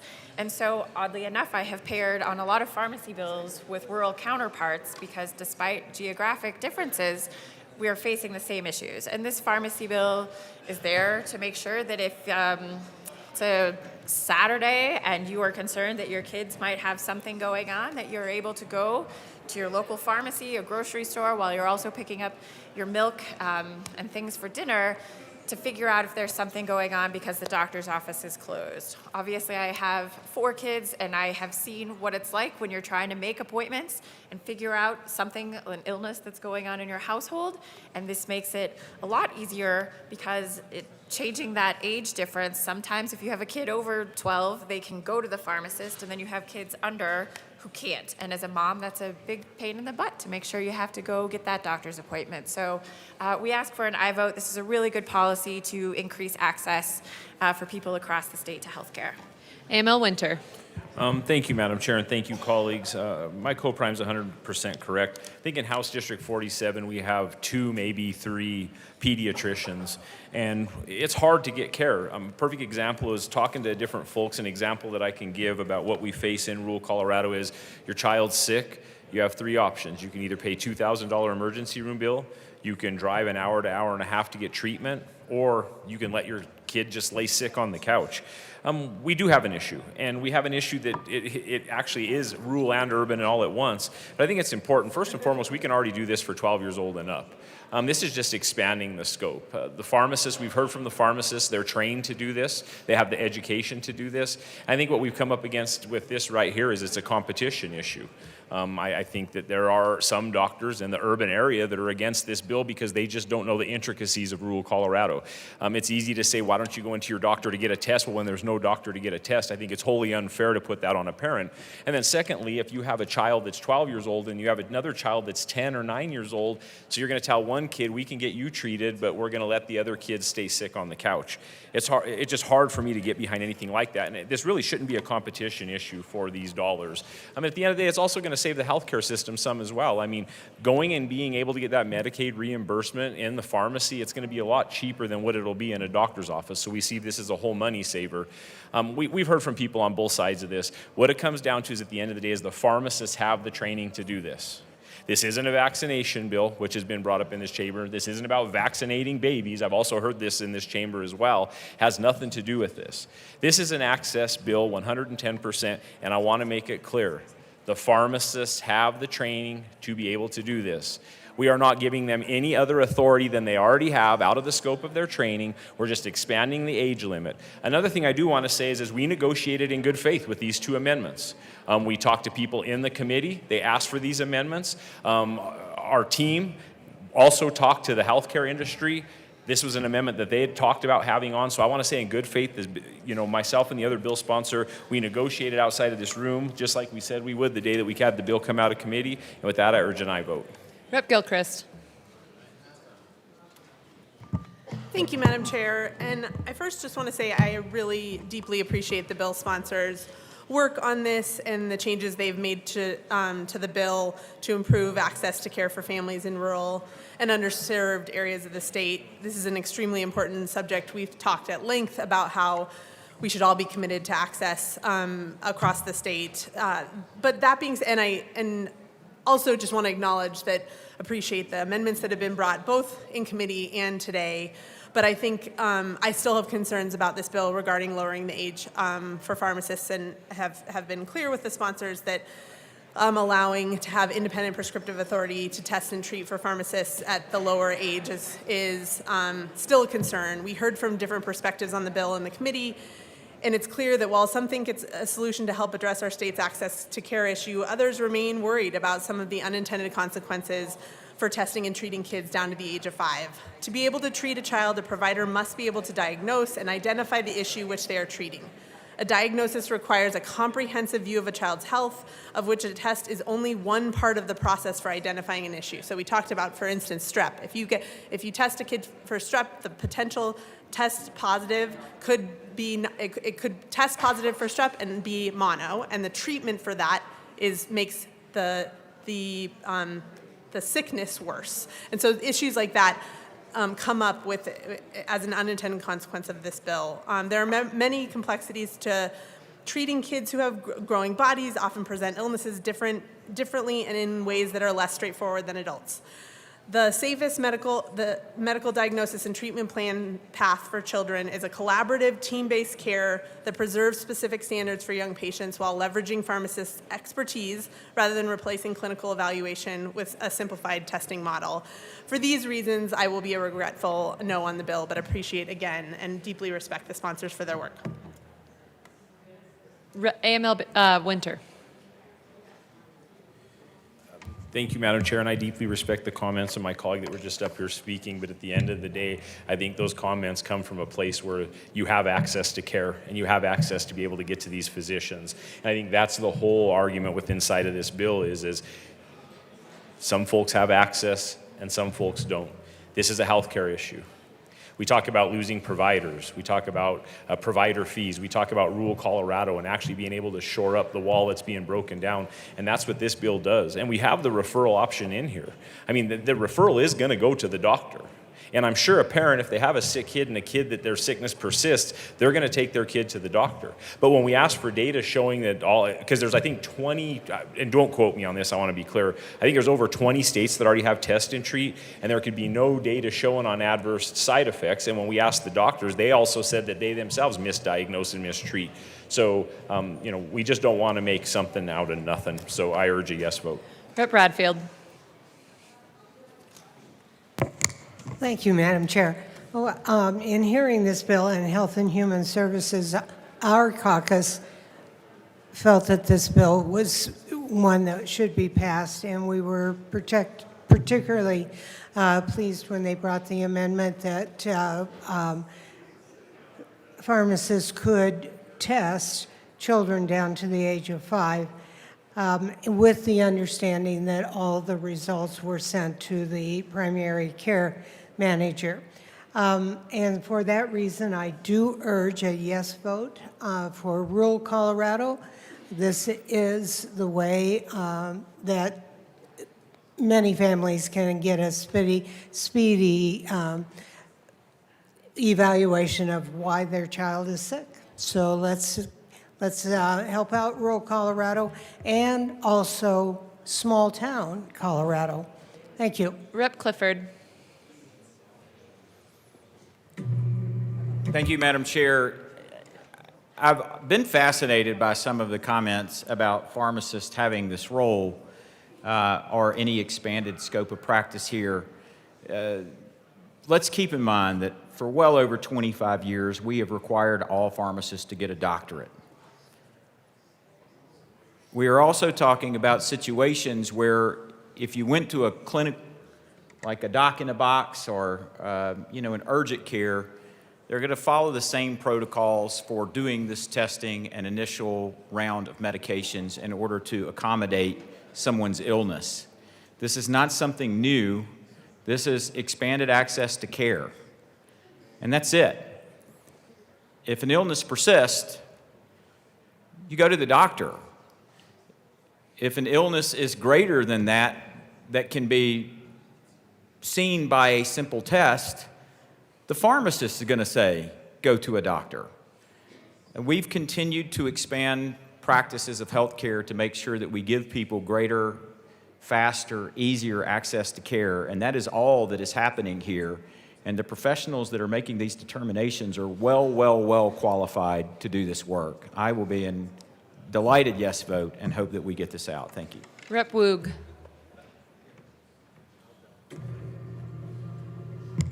Thank you, Madam Chair. Yeah, and I would like to thank the co-primes. This is a good bill, and the reality is, as was mentioned before, this is going to be extra helpful in rural parts of Colorado. I think for me it comes down to this. Parents have a choice. You're not forced to take your kids to a pharmacist, but you have that choice. And I firmly believe parents know what's best for their kids. They have a sense of what kind of issue they're dealing with. And like was also mentioned, if it persists or gets worse, they have that option. But just to make something convenient and doable, when there's so many other things in life, the thought of driving an hour and a half, if you're not really sure what your son or daughter has, and a new option to be able to just run down to the pharmacist whom you know in your community and trust, I just think this is a huge thing, and again, parental choice. So I will be supporting this bill. Thank you. Rep. Johnson. Thank you, Madam Chair, and thank you, sponsors, for bringing this. It really is an urban-rural issue, which is why I am proud to support this bill. The rural side, we've heard, along the Eastern Plains, we may not have an urgent care in our system. We might not have the correct doctors to care for the children, and if we do, that's an 8-day waiting period, a 2 to 3 week waiting period. You might have to travel an hour and a half to 3 hours to go see another option. This is an opt-in, another choice for parents so they don't have to watch their kids struggle on the couch because they're sick and they can't afford an ER room. It's also an urban area. I've been talking with some colleagues on both sides, urban and rural, and it could be the difference between a parent, especially a single parent, having to take a day off for that to go to the doctors, or something that they can help offer relief to their children as an opt-in, another choice. And guess what? Parents know their kids best. If the kid doesn't get better, they're going to take them to that doctor's appointment. You know, I know a lot of parents that will probably make that doctor's appointment that's 2-3 weeks out or the next week and just do a follow-up and say, I'm glad my child has a clean bill of health because I got that extra care for him, but I'm following up to make sure we didn't miss anything. Or they're going to, go to the ER if it gets worse. They're going to watch their child. But this is a relief effort for both urban and rural. Highly support it. And it is an opt-in to allow parents to have another tool when their children are sick and need help. I'd urge a yes vote. Is there any further discussion? Seeing none, the question before us is the passage of House Bill 1336 as amended. All those in favor say aye. Those opposed, no. The ayes have it. House Bill 1336 as amended passes. Mr. Schiebel, please read the title of House Bill 1263. House Bill 1263 by Representatives Camacho and Mabry, also Senators Carson and Judah, concerning requirements for an operator of a conversational artificial intelligence service. Rep. Mabry. Thank you, Madam Chair. I move House Bill 1263 and the committee report. To the committee report. Okay, members. So we made a lot of changes in the Business and Labor Committee. So I think before we get into the debate, my co-prime and I are just going to talk about the committee report as if it's the bill. Rep. Camacho. Thank you, Madam Chair. Colleagues, I think it's important to set the context and why this bill is coming forward. I want to start with painting a picture that will feel familiar to many of us because it has played out across generations of Colorado's kids and parents. It's a late night, a teenager is in their room on their phone talking to somebody about how they're feeling. Maybe they're stressed about school, maybe they're lonely, maybe they're struggling with something they don't feel comfortable sharing with anyone else. But in 2026, the person on the other end of that conversation might not actually be a person, but very likely an AI chatbot. For nearly 30% of American teens who report using AI every day, they are often confident or confiding in a chatbot the way they would previously talk to a friend, a trusted adult, or even a therapist. Those conversations may feel very human and personal because the technology is designed to remember details, ask emotional questions, and respond in ways that simulate empathy and understanding. But unlike a real person, the systems operate under no legal duty to consider the well-being of the user. And right now, Colorado law has nothing to say about that. House Bill 1263 addresses that gap. The bill's requirements are built around a legal standard this committee will recognize, reasonable measures, and some of the amendments we'll bring forward will even raise these standards. This is a well-established standard of liability that runs throughout Colorado statutes. The Colorado Privacy Act requires controllers to take reasonable measures to secure personal data. And again, this is a standard that we will be increasing. Landlords must take reasonable measures to prevent bed bug infestations in rental units. The ADA requires employers to provide reasonable accommodations to employees with disabilities. What this bill does is extend a familiar, tested legal framework to a new but critical context. The standard shapes each of the bill's 3 core requirements.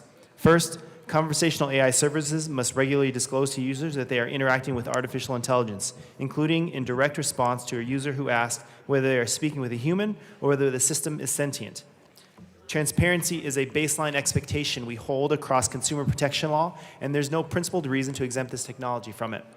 Second, the bill requires companies to implement evidence-based protocols when users express suicidal ideation or intent to harm themselves, directing users to crisis services like 988, Colorado Mental Health Line, and real human support. Third, the bill prohibits conversational AI from presenting itself as a licensed medical or behavioral health provider. That prohibition is rooted in the same consumer protection principles that prevent any unlicensed entity from holding itself as a licensed professional. These are reasonable requirements that also are achievable ones. California, New York, and Oregon have already demonstrated that operators can implement comparable standards without disrupting their services. And while these requirements are reasonable, they are not without teeth. The penalty is $1,000 per violation. That is per text message. And anyone with a child knows that they can text quite a few messages in a very short amount of time, making this penalty increasingly important to force compliance with this law. I would also like to take this time to address an argument. While we understand that they're concerned that we understand that there are concerns with this bill. What we are trying to do is incredibly difficult. The pace in which AI is changing not only our lives, but the technologies in which we interact moves faster than legislation can in this building. What we are doing with this bill is taking a tangible first step that we can build on in future years to create the framework to provide the protection that our kids deserve, that our kids who are interacting with AI chatbots deserve, because no parent should have to go through the horror of having one of their children abused or talked into self-harm by an AI chatbot. And this bill is directly designed to prevent that from ever happening again in Colorado. Rep. Mabry. Thank you, Madam Chair. Before I dig into some of my prepared remarks, I do want to acknowledge we're bringing several amendments to address concerns people have probably heard in this room about how some of our definitions may have been too narrow or may have unintentionally created unnecessary loopholes. Rep. Camacho mentioned one having to do with the scope of burden that we're putting on these companies. Initially, the bill talked about what was commercially reasonable, that they must implement commercially reasonable standards. We did not think that that went far enough, and we will be bringing an amendment to change that language to technically feasible. We're also going to expand the coverage from minor account holder to minor user. We have an expanded definition of what a user is. We've had a lot of conversations about conversational AI this legislative session, and this has become a significant part of everyday life, especially for young people. More than 30% of teens report using AI every day. Around 16% report using it almost constantly. These tools are engineered deliberately to maximize engagement to generate profit. They remember your name, they ask how you're feeling, they express concern when you seem distressed. They are designed to have conversations with you that feel like you're in a relationship. These chatbots are programmed to be deceptive and to mimic human behavior. They use emojis, typos, emotionally resonant language to foster dependency. These models are built to please. They're designed to keep people engaged, and they mirror emotional tone rather than challenge it. I recommend there's this great influencer who has been posting videos about what AI can and cannot do. And there was one great one recently that spoke to how they are deliberately designing this to be overly effusive. This guy puts on a hat that is like 10 sizes too small, sends a selfie to AI and says, how does it look? And the AI says, oh, it looks great. I think you could start a new style trend with that hat. And the guy looks ridiculous. But that is how they've designed these systems to communicate with people. And it's rooted in more than 10 years of research that the social media companies have been investing in on how to keep us engaged. Research is confirming how dangerous this can be. Beyond the stories of AI manipulating children into false feelings of connection and friendship to the exclusion of friends and family, a randomized study from MIT and OpenAI found that heavier chatbot use predicted increased loneliness and reduced social connection. That's not surprising, again, when we remember how these are designed to keep you coming back. AI platforms measure success based on engagement, time spent in conversations, number of messages exchanged, how often users come back. A Harvard business study even found that more than a third of chatbot farewell messages used emotionally manipulative language to keep users engaged, because that is their financial incentive. So our bill here builds on the foundations that other states have established, and we want this bill to be as strong as possible while still getting something done this year. I think it's no secret how the governor feels about regulating big tech. We want to get something signed this year and recognize that as this technology continues to develop, we might have to come back next year and try to pass something stronger. And Rep. Camacho and I are committed to continuing the work of engaging with stakeholders to make this bill stronger. We have brought many amendments in committee. We're bringing more amendments today to expand the protections in this bill. And every day we wait to do something is another day Colorado children continue to engage with these platforms without sufficient legal protections. I also want to acknowledge, folks may have heard of lawsuits that came out of New Mexico and California earlier this spring about how those companies, social media companies, some of the biggest social media companies in the world, are being held liable for their negligent interaction with people with poor mental health. There was a multi-$100 million verdict out of California. There's a huge verdict in New Mexico on this as well. I believe that existing tort law also provides an avenue for accountability here. I want to be clear that I do not think that what we're doing here is the only way that one of these companies could be held liable for how they're interacting with children, how they're manipulating our children, but it will be another as it continues to develop. And with that, I move L5 to the committee report and ask that it be properly displayed. One moment.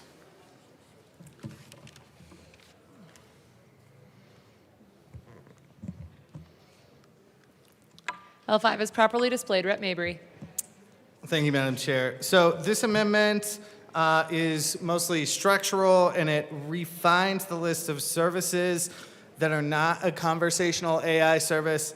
Under the bill, it tightens the voice text activated virtual assistant exemption to qualify that the assistant cannot generate sexually explicit outputs or maintain a dialogue on suicidal ideation and self-harm. In stakeholding for this bill, you know, groups like Apple and other tech companies talked about voice assistants. Well, we didn't want to carve out voice assistants that can mimic these chatbots, but did want to be clear that, you know, this doesn't apply to Google Maps because Google Maps can't do the things that we're trying to cover here. And then we add a few exemption categories to HIPAA covered entities, subject to the Healthcare Availability Act, and we add some clarifying language around narrowly tailored educational tools in school settings that are explicitly for instructional, administrative accessibility, or student support. that are not designed to stimulate emotional companionship or encourage emotionally dependent interaction. And we ask for a yes vote on L5. Is there any further discussion? Seeing none, the question before us is the passage of L5. All those in favor say aye. Those opposed, no. The ayes have it. L5 passes. Rep. Camacho. Thank you, Madam Chair. I move Amendment L6 to the committee report One moment. and ask that it be properly displayed. One moment. Thank you. L6 is properly displayed. Rep. Camacho. Thank you, Madam Chair. In response to the continued stakeholding that we've done on this bill, Amendment 6 adds a formal definition of minor user, which is incredibly important because it's not only an account holder. So if you think about some of these AI systems, you can be either an account holder, which typically aren't minors, or you can be a minor user using the same interface on a web platform. So this amendment is intended to address that issue. So it adds a formal definition of minor user. A user and operator has a reasonable certainty or actual knowledge is a minor determined through commercially or generally acceptable age verification estimate methods, including compliance with applicable state law. It expands operator obligations throughout the bill to cover minor users alongside account holders, including methods of estimating user age, disclosure requirements, and safe messaging duties. It also adds a qualified dietitian to the list of professionals whose guidance may trigger or modify an operating safe messaging obligation. It strikes a redundant section and makes conforming substitutions throughout. And we ask for a yes vote. Rep. Mabry. Thank you, Madam Chair. I do just want to highlight some of the language in this because I believe that what we're doing here is capturing quite a bit of users who may not explicitly have accounts. There's one part of this amendment that I want folks to hone in on. So it says, that the operator has a reasonable certainty, and then it says by using commercially reasonable methods. Now, I think folks know I run a lot of bills in the tech space in terms of consumer protection. We had a big one around surveillance, price and wage setting. The reason why I want to highlight that bill is in digging into that bill, it has become very clear that these companies, the biggest companies in the world, the ones that are generating this technology, have essentially dossiers on all users because they are rapidly selling our data to advertisers. And they want to advertise to the specific user with relevant content. And so if somebody goes in and types, hey, help me with my 8th grade homework, or hey, let's write a new episode of SpongeBob or something like that, they're going to know, the company is going to have reasonable certainty that the user is a minor because they spend money and make money based on that information. They're already doing that. And so with that, ask for a yes vote on L6. Is there any further discussion? Rep. Camacho. And just to add on to what my co-prime have talked about, we are both attorneys and we practice law in different spaces. And this was really important to me because I mentioned in my opening remarks that we talked about reasonable methods. And that is used in many areas of the law, but acknowledging it's not necessarily used in child protection areas. So adding that commercially reasonable part in front would make it very difficult for a company not to recognize that there are commercial solutions out there right now that they, as my co-prime had mentioned, that prove that they can prove or estimate with reasonable certainty the age of a user on one of these platforms. And this amendment is vitally critical in that space. And again, we urge a yes vote. Is there any further discussion? Seeing none, the question before us is the passage of L6. All those in favor say aye. Those opposed, no. The ayes have it. L6 passes. To the committee report, Rep. Camacho. Madam Chair, thank you very much. I move Amendment L7 and ask for it to be properly displayed. One moment. Thank you. L7 is properly displayed. Rep. Camacho. Thank you, Madam Chair. So as alluded to in previous amendments, Amendment L7 inserts minor users into the bill's disclosures applicability section alongside account holders. Again, for those of you who have not been part of the stakeholding or AI is kind of a new phenomenon for you, you can either use it via an account or through a web-based platform. So if you just fire up your web browser right now and put in one of these AI companies, you can use that technology in a web without an account. So that was an important part of why some of these amendments are necessary. So Amendment 7 replaces human or artificially, or inserts minor users into the bill's disclosure application section alongside account holders. It also replaces human or artificially sentient with artificially generated and not human. This may seem like a potato thing, but the words that we have chosen to use have been stake-held very hard because they have impacts to a lot of sectors of our economy and to many interest groups. So we have been very diligent about making sure we can thread that needle appropriately, and L7 does that. It also adds a new section 7 about accessing content, moderation, provisions, clarifying that nothing in this bill limits a user's constitutional rights to information under Colorado Constitution Article 2. Requires operators to disclose trade secrets or legally protected information or authorizes content moderation inconsistent with the U.S. Constitution. And we ask for a yes vote.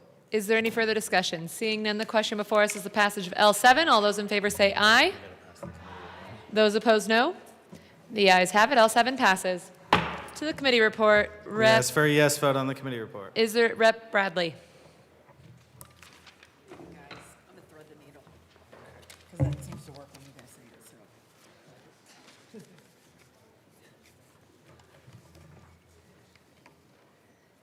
Rep. Bradley. Thank you, Madam Chair. I move Amendment 011 and ask to the committee report and ask for it to be displayed. One moment. Rep. Bradley, L11 is properly displayed.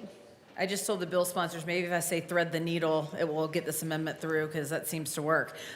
So this amendment adds a descriptive that grooming behavior means a pattern of interaction that builds trust with a minor for the purpose of increasing dependence, including mirroring emotional language, encouraging secrecy, escalating intimacy, or discouraging real-world relationships. We've heard the bill sponsors talk about protecting children against child sexual exploitation. No other child safety laws let companies decide what reasonable measures are. This is a minimum not to be groomed, as is specifically defined. And then just looking at what reasonable without definition means, it's not a safeguard, it's a loophole. When laws say companies must take reasonable measures to protect children, but never define those measures, the standard becomes whatever the company can defend after harm occurs. That is backward. Child safety should be proactive and predictable, not litigated after the fact. Undefined standards create uneven protection without clear definitions. One company may implement strong protections, another may do the bare minimum and still claim compliance. This means a child's safety depends on which platform they happen to be on, not on a consistent legal standard. It also weakens enforcement. Regulators like the Federal Trade Commission can only enforce what they can prove. If reasonable isn't defined, enforcement becomes subjective. Cases take longer and are harder to win. Companies can argue, we thought this was reasonable. We're talking about child safety. We've just heard the sponsors talk for 20 minutes about protecting children. This is a clear, defined amendment on how to do that. By saying reasonable, it also incentivizes the lowest acceptable standard. Do we want that for our children? If we're trying to protect them from these chatbots that lead to suicide and exploitation? It's not what I'm hearing from the other side. Public companies are legally and financially incentivized to minimize costs, reduce liability exposure. If the law is vague, the incentive is to just do enough to defend a lawsuit, not enough to actually prevent harm. Parents deserve clarity, not legal guesswork. Parents should not need a legal team to understand what protections exist, what risks remain. Defined standards give families transparency and trust, not vague assurances. Child safety is not the place for let's figure it out later. Car seats must meet specific safety standards. Schools must follow defined reporting and supervision rules. Online and digital environments should meet the same level of clear, enforceable expectations, not reasonable measures. This is a great amendment. This defines what we want to protect our children in this space. I would argue we're behind the times. We need specific standards, not vague representation of what reasonable means. From a parent, not a lawyer, that would like to protect kids in the space, I urge an aye vote. Thank you. Rep. Mabry. Thank you, Madam Chair. And thank you to the representative from Douglas County. I could not agree more that the use of reasonable measures was too weak, which is why I think you're really going to like L8, where we take that out and change that language to technically feasible, which I think is a much stronger standard on these companies that have some of the most sophisticated technology in the world. And so the part of the bill that you're concerned about on them instituting reasonable measures, part of why I believe that we needed to change that language is I agree with you. I think that by partnering with MIT and Harvard Business School to commission studies on how they can improve the technology, they could probably already argue that those are reasonable measures. And that's why L8 is going to strengthen that part of the bill. As far as defining what grooming behavior means, I don't hate it. I also don't hate this definition, but I will say, and I know Rep. Camacho would echo this, the stakeholdering on this bill has been brutal, and it's been like a game of whack-a-mole. And so as the conversation we had on the health bill, let's talk about this as it moves to the Senate. I'm open to including some clarification language that's like this. But today, for the purposes of honoring our stakeholding, we have to ask for a no vote. Rep. Camacho. Thank you, Madam Chair. And to my colleague from Douglas County, you've just heard two people talk about willing to work with you continuously on this bill and making improvements on it. And I think that is the underlying theme of when you are trying to do something that is difficult. So while we cannot accept it today, doesn't mean we can't stop talking about it. So with that, we ask for a no vote. Rep. Bradley. Well, thank you, Madam Chair. I mean, isn't this a happy Monday? Thank you, bill sponsors. I appreciate you listening to a parent and not just legal statute. I will look forward to talking with both of you offline and coming to the table so that we can make sure that technical standards, changing reasonable measures to technical standards, will incorporate some of this grooming behavior that parents are seeing. Because I think that what you want to do with this bill is to protect children, and so I think that our side of the aisle does too, and so I look forward to talking to you guys. Thank you. Rep. Camacho. Thank you, Madam Chair, and thank you to my colleague from Douglas County. And I'd just like to point out, I too am a parent of two young children who are starting to use this technology, so I have a vested interest in making sure not only them, but all of our kids. I think it was especially relevant that we had kids in the gallery today while we were talking about this bill, because this bill this year is meant to protect them that were in the gallery above us. So for that, for now, we ask for a no vote. Is there any further discussion? Seeing none, the question before us is the passage of L11. All those in favor say aye. Aye. Those opposed, no. No. The noes have it. L11 fails. To the committee report, is there any further discussion? Seeing none, the question before us is the passage of the Business Affairs and Labor Report as amended. All those in favor say aye. Aye. Those opposed, no. The committee report as amended passes. To the bill, Rep. Mabry. Thank you, Madam Chair. I move L8 to House Bill 1263 And ask that it be properly displayed. and ask that it be properly displayed. L8 is properly displayed. Rep. Mabry. Okay, so the first thing I want to highlight, especially to our colleague from Douglas County, is strike reasonable, substitute technically feasible. So this amendment narrows, there was an exemption for narrow and discrete topics, and that definition needed some guardrails put on it to clarify that as long as those chatbots cannot generate sexually explicit outputs or maintain conversations about self-harm, what we're thinking about here with that exemption language that we're now clarifying on was when you go on, and by the way, I hate this, I think we should run a bill to outlaw this, but I hate when you go to Delta and you need to change your flight and they make you talk to a chatbot.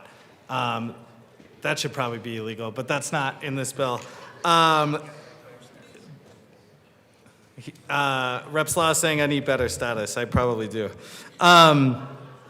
But We're clarifying that that exemption doesn't apply if those bots can maintain these sorts of harmful conversations. I'll also acknowledge that we're changing the definition of operator, and this is based on conversations with consumer protection stakeholders who provided us language that they believe expanded coverage to include partnerships, corporations, or entities that make publicly available or control access to conversational AI service. They believe this language broadens to make clear that we mean developers and people who buy the technology and then modify it and put it out there. So developers and deployers, which we'll be hearing about a lot soon on a different bill. I will acknowledge I had a conversation in the lobby about this piece with some stakeholders who were concerned that this language somehow narrows the scope. Want to reiterate here on the mic, not at all the intent, totally willing to add a word or two that makes explicitly clear that's not what we're trying to do here.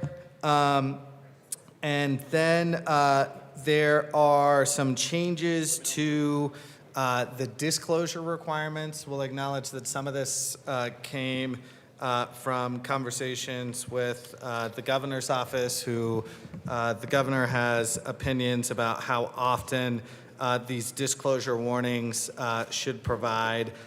So we're making them every 3 hours, or requiring that the disclosures be persistently visible to the users. And then the amendment also expands the suicide and self-harm protocol to require escalation procedures for repeated and severe crisis indicators. We're also increasing the civil penalty here to $5,000 per violation.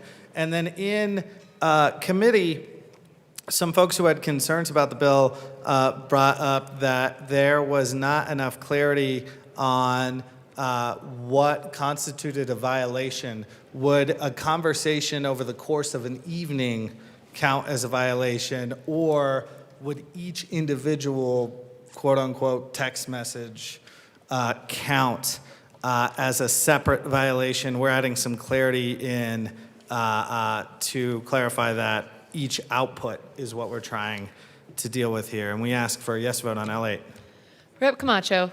And I couldn't have said it better except for some parts of what my co-prime had said, but just to be clear, the output that we're talking about is every single interaction, not an interaction over an evening. Every single interaction would be subject to this increased penalty. Is there any further discussion on L8? Seeing none, the question on L8, Rep. Soper.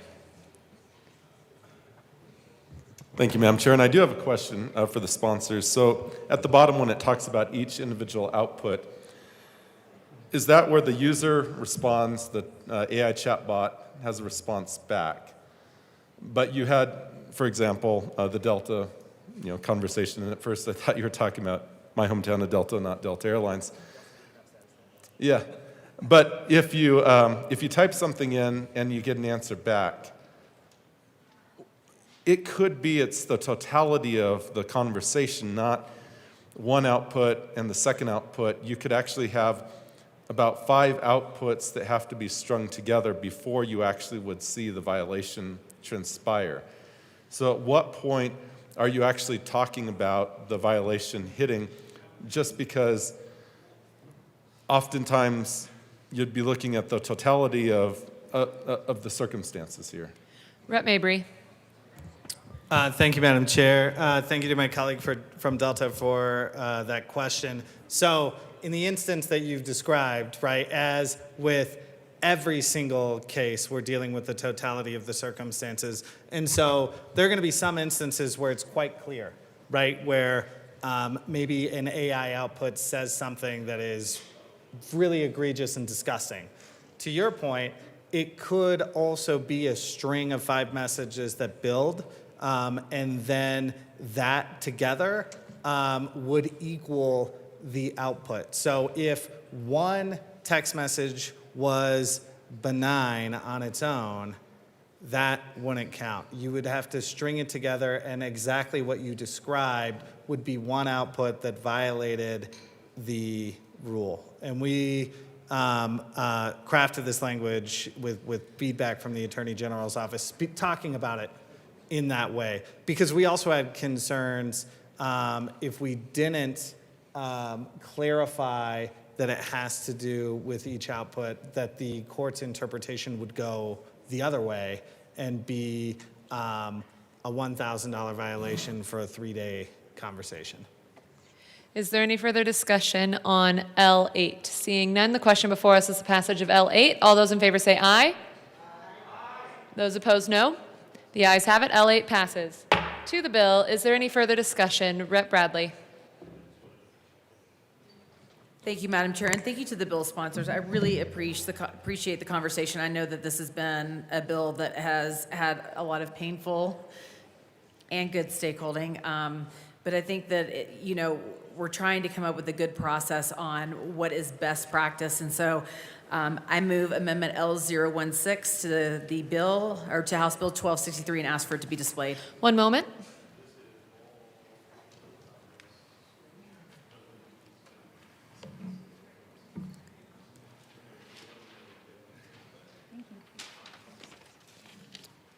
Do you want to come up with me? L16 is properly displayed. Rep. Bradley. This is fun. Thank you, Madam Chair. So I've heard the bill sponsors talk about not using data. This just clarifies that the amendment proposed says not use data from the minor users' conversational artificial intelligence service interactions for targeted advertising, profiling, or any form of commercial monetization. We know that these chatbots collect all the data and then turn it around to sell. So if a kid expresses interest in sports, then they start getting inundated with all kinds of sports. If they express interest in vaping, because this is a state that doesn't have really any regulation about vaping, and we have a crisis on our hands, if they express interest in bondage or any of those things, we want to make sure that they are not using those private conversations and then profiting off of the heads of our kids.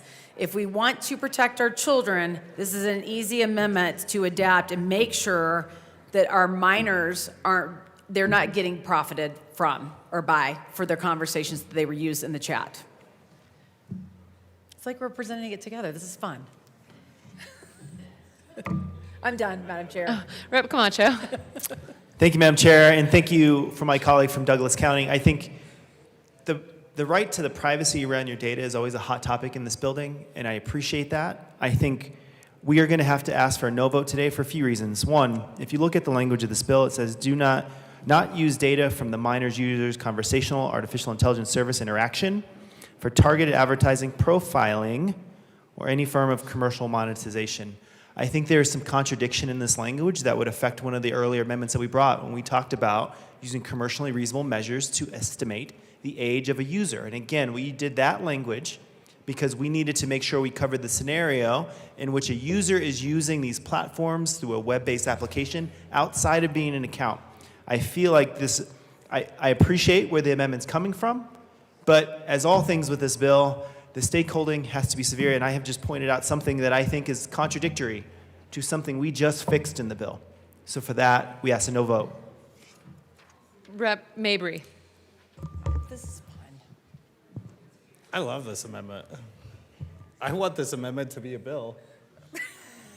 Rep. Camacho's nervous. I'm going to say yes. Yeah, we should totally do this as a bill next year.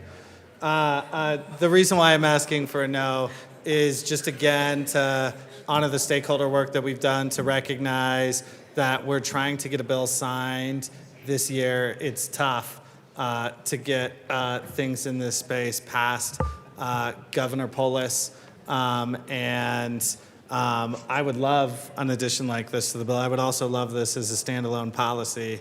So I really appreciate where this is coming from, but to honor the stakeholding, I got to ask for a no today. Rep. Bradley. Thank you, Madam Chair, but I think there were some stakeholders that weren't at the table, and that's why I'm bringing this amendment forward. Oh, come on back up. This is fun. I believe that the amendment that you brought forward actually clarified minor users, so I think that this amendment goes to the amendment that you brought forward to clarify minor users. So I think that this actually just goes along with the amendments you brought forward and would just make the bill even better and get it signed. So let's say yes. Rep. Camacho. Just to clarify for everyone in this chamber and for whoever should ever watch this, The stakeholding on this bill in particular and all the amendments has been extreme. Rep. Mabry and I and the team of folks that are working on this bill have fielded over hundreds, maybe even thousands of comments on this bill, which is why it has been so delayed. We have thoroughly stake-held this, and to the extent that you feel like you haven't been involved, let's keep talking. Like I said, that is the theme of this bill. But for clarity, despite my co-prime's feelings, we ask for a no vote on this amendment. Rep. Bradley. Thank you, Madam Chair. For clarity for everyone listening to me, I ask for a yes vote. Thank you. Is there any further discussion? Seeing none, the question before us is the passage of L16. All those in favor say aye. Aye. Those opposed, no. The noes have it. L16 is lost. To the bill, is there any further discussion? Rep. Richardson. Thanks, Madam Chair. It's good to see that amendments are loved and appreciated and whatnot. So really do appreciate what the sponsors are trying to do here. This is actually very important, and it's been mentioned multiple times, and multiple amendments have been brought that provide clarity around the language, and I think that is important as well. I move L017 to House Bill 1263 and ask that it be displayed. One moment.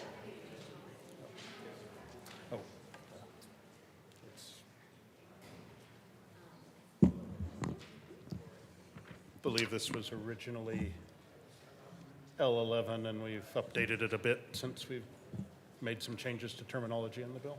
L17 is properly displayed. Rep. Richardson. Thank you.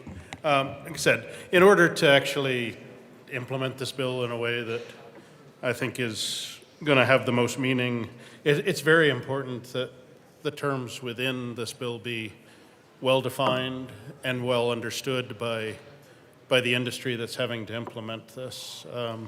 This bill really kind of follows along the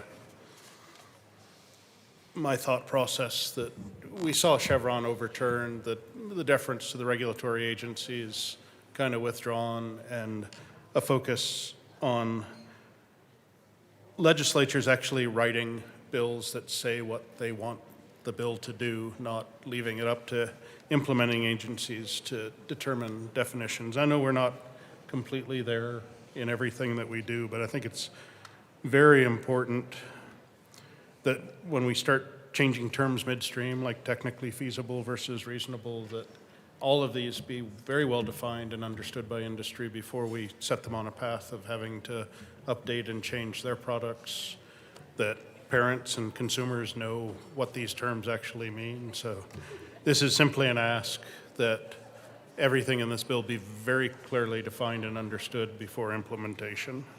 So I would ask for a yes vote. Rep. Mabry. Thank you, Madam Chair. I will say we have worked very closely with the AG's office and the entities that are going to be regulated in crafting the language in the bill. I think the entities that we're regulating are pretty clear about what we're trying to do here. I'll also just add that this puts a delay on implementation that will really slow things down at a time when this technology is rapidly developing. And in the introductory remarks of me and my co-prime sponsor, we talked about the need to implement something as soon as possible, recognizing that we could potentially go further, provide stronger protections, perhaps if we had a different governor, which we definitely will next year. And for those reasons, in the interest of urgently implementing some guardrail protections, we're asking for a no vote on this. Is there any further discussion? Seeing none, the question before us is the passage of L17. All those in favor say aye. Aye. Those opposed, no. The noes have it. L17 fails. To the bill, Rep. Sukla. Thank you, Madam Chair. So I sit on this committee, and I've actually got a question for the sponsors. Very powerful testimony. And so the first panel that came up was a very, very powerful panel. And On that panel, there was a lawyer for an organization called Blue Horizon, and there was two women that had lost their children to what the topic is that we're talking about on this bill. And they were opposed to the bill, and they had lost their children to what we're talking about. So when the next panel came up, I walked to the back of the room, and I asked that panel why they were opposed to this bill. And they said that they had not been stakeholdered, and that there were some things that they needed in the bill to make the bill to where they would be satisfied with the bill. So my question is, there's been a lot of amendments that have been passed. Are they satisfied with the bill now after you've added these amendments? Rep. Camacho. Thank you, Rep. Suk. Thank you, my colleague from Montezuma County. So I think all stakeholders have concerns about a bill, especially if for some reason we cannot accept one of their amendments. So will anybody ever be happy after considering amendments? No. The answer is no. Are we, as sponsors, happy that this bill isn't perfect? No. But it is vitally important that we get started this year, because as you pointed out, there are constituents of all of ours, whether you are in a rural county or an urban county, that are impacted by the minute by AI technologies, and we simply cannot afford to wait. We have been very thoughtful, we have been very open, we have talked with numerous people of how to make this bill have impact this year, and we have gotten this bill to a place that can do that. So will everyone be happy? No. Are we happy? No. But darn it, we have a really great bill that will make a difference in the kids' lives, the kids that you saw in this gallery today. So for that, we ask for a yes vote. Is there any further discussion? Seeing none, the question, Rep. Slaw. Thank you, Madam Chair. I think you would also agree that protecting kids online is very important. I appreciate the sponsors bringing this bill. I think its proposed intent is great. And I appreciate L8 and the parts of it that focus on protecting minors. I know there's some other parts in the bill that do that as well. But I do have one other thing that I would like to propose, and so I move L15 and ask it to be displayed. One moment.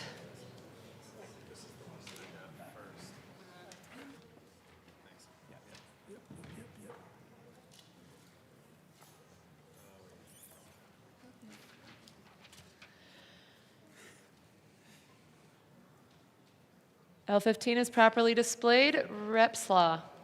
Okay, thank you, Madam Chair. This amendment, as it reads, would not permit a conversational AI service to encourage the minor to withhold information from a parent, guardian, or trusted adult. I think that no relationship is more important than that between a parent and a child. For that reason, I brought this amendment. If conversational AI bot would do anything in that relationship between a parent and child, I think it should encourage that conversation. Though it could also encourage the minor to consider to talk to a parent, I just think that it should never discourage a child from talking with their parents. That's all I have for that. Rep. Camacho. Thank you, Madam Chair, and thank you to my colleague from Larimer County. I can't appreciate the language in this amendment, but I think my concern is not all of the children in our communities have parents that they can go to. Not all of the children in our communities are talking about things they are ready to share with the world. For example, whether you're exploring your own sexuality, whether you're exploring how you feel about school, whether you're having concerns about whether you can talk to even your parents. The way this bill gets about that is on the front end, saying, AI chatbot, you shall not do this on the front end to prevent that conversation, or what I believe the concern behind this amendment is. But this does have unintended consequences to those other really protected interests that young people have to explore who they are, and for that, we ask for a no vote. Rep. Slaw. Thank you, Madam Chair, and thank you for that as well.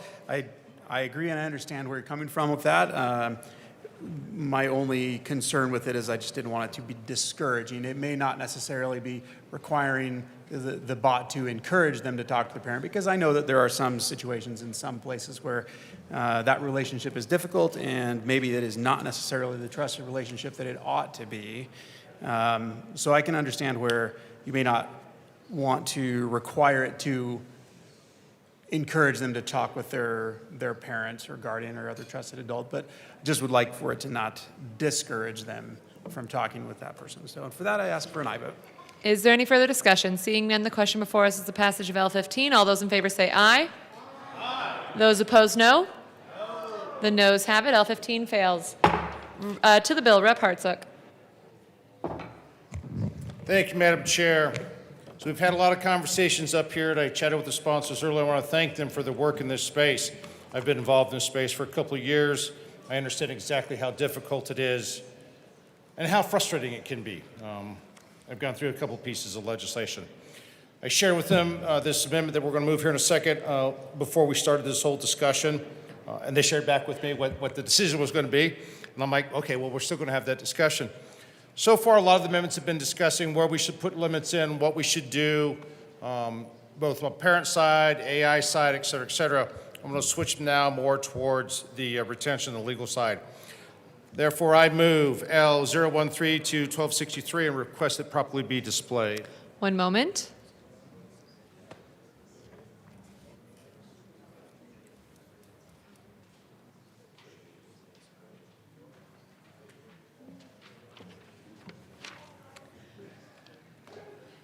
L13 is properly displayed. Rep. Hartsook.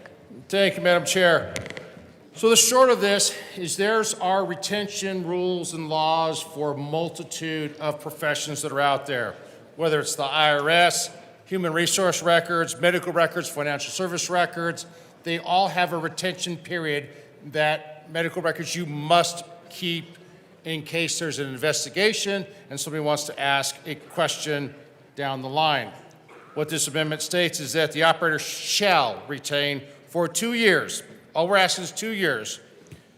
Any II conversations are flagged as violations, and then it's also available upon the Attorney General's request. This provides in statute that says if something goes wrong, whatever that something might be, doesn't matter, 2 years down the line, the AG can look into it and see if there's an additional problem. This is commensurate with what we do in almost every other industry, whether they to retain the record so we can come and look at it, because you can't adjudicate everything on the immediate assumption of something. It often takes time and sometimes a couple years. Therefore, we request an aye on this vote or this amendment to retain it for 2 years. Thank you. Rep. Mabry. Thank you, Madam Chair. And thank you to the representative for Douglas County for bringing the amendment. I'm not inherently opposed to including some sort of a retention policy. What I will say is this, as written, I'm not sure feasibly how it would work in terms of order of operations. So it says interactions flagged as violating this section. Who's flagging those and when are they flagging them? I think is things that we would need to figure out to clarify what the retention policy would be. But again, I'm not opposed to clarifying that there's got to be some sort of retention policy. We'll continue to have a conversation on what that could look like as the bill moves forward. Is there any further discussion? Rep. Camacho. For clarity, we're asking for a no vote.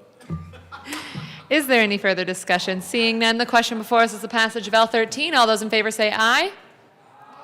Those opposed, no. The noes have it. L13 fails. Is there any further discussion? Seeing none, the question before us is the passage of House Bill 1263 as amended. All those in favor say aye. Those opposed, no.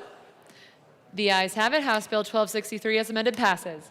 Madam Majority Leader. Thank you, Madam Chair. I move the committee rise and report.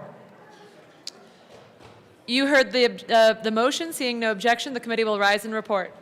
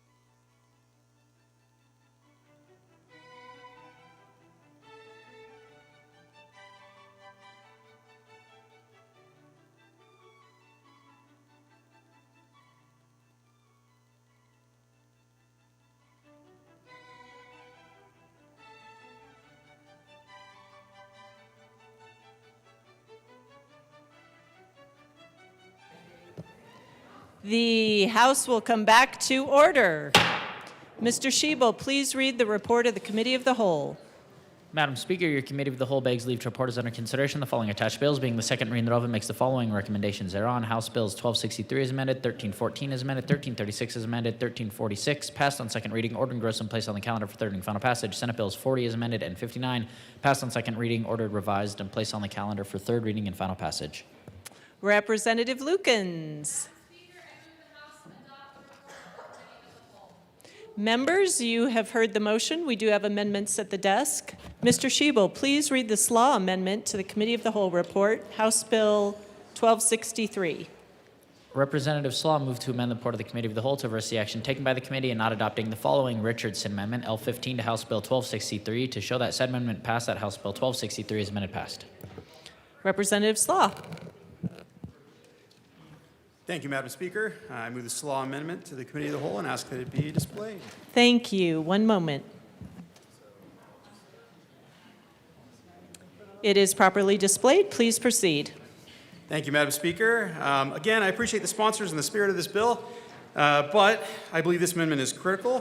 What's the one key tip-off that parents tell their kids about discerning if they should tell somebody something, tell them something? That is, if somebody says, don't tell your parents, you should probably do that. Now, I do recognize also that there are some situations where there may be other concerns, but this amendment is not asking for the service to always ask a minor to talk to their parents. It is only saying that it must not encourage them to withhold information.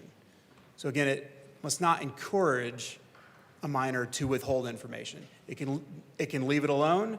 It can tell them to consider it, but it cannot encourage them to withhold information. And I think that's really important. Again, I think it goes back to, and I think many of us have probably experiences that we know of in our lives or in the lives of those that we care about, where an individual who was not trustworthy encouraged an individual to withhold that information from a trusted individual. And I think that we should not do that. And for that reason, I brought this amendment. Thank you. Representative Camacho. Thank you, Madam Speaker, and I appreciate my colleague from Weld County. Larimer County. You told me Weld. Okay. We had a robust debate about this on seconds, and I think the concern still remains.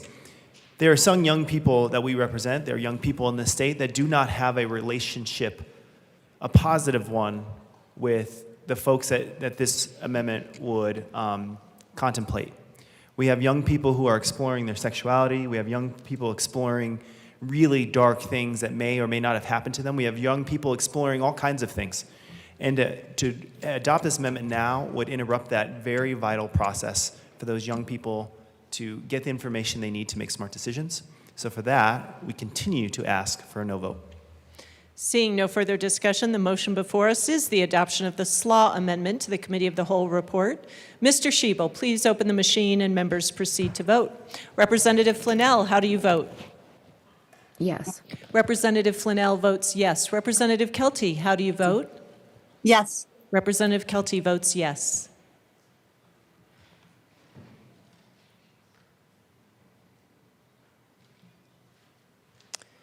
Rootnell is excused.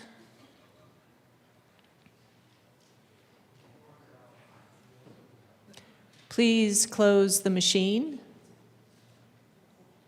With 23 aye, 40 no, and 2 excused, the amendment is lost. The motion before us is the adoption of the Committee of the Whole report. Mr. Shebel, please open the machine and members proceed to vote. Representative Flanell, how do you vote? No. Representative Flanell votes no. Representative Kelty, how do you vote? No. Representative Kelty votes no.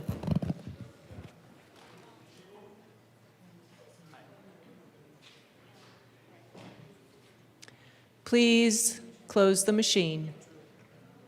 Oops, Rootnell is excused. Thank you. Oh, I think that's what, $5 fine?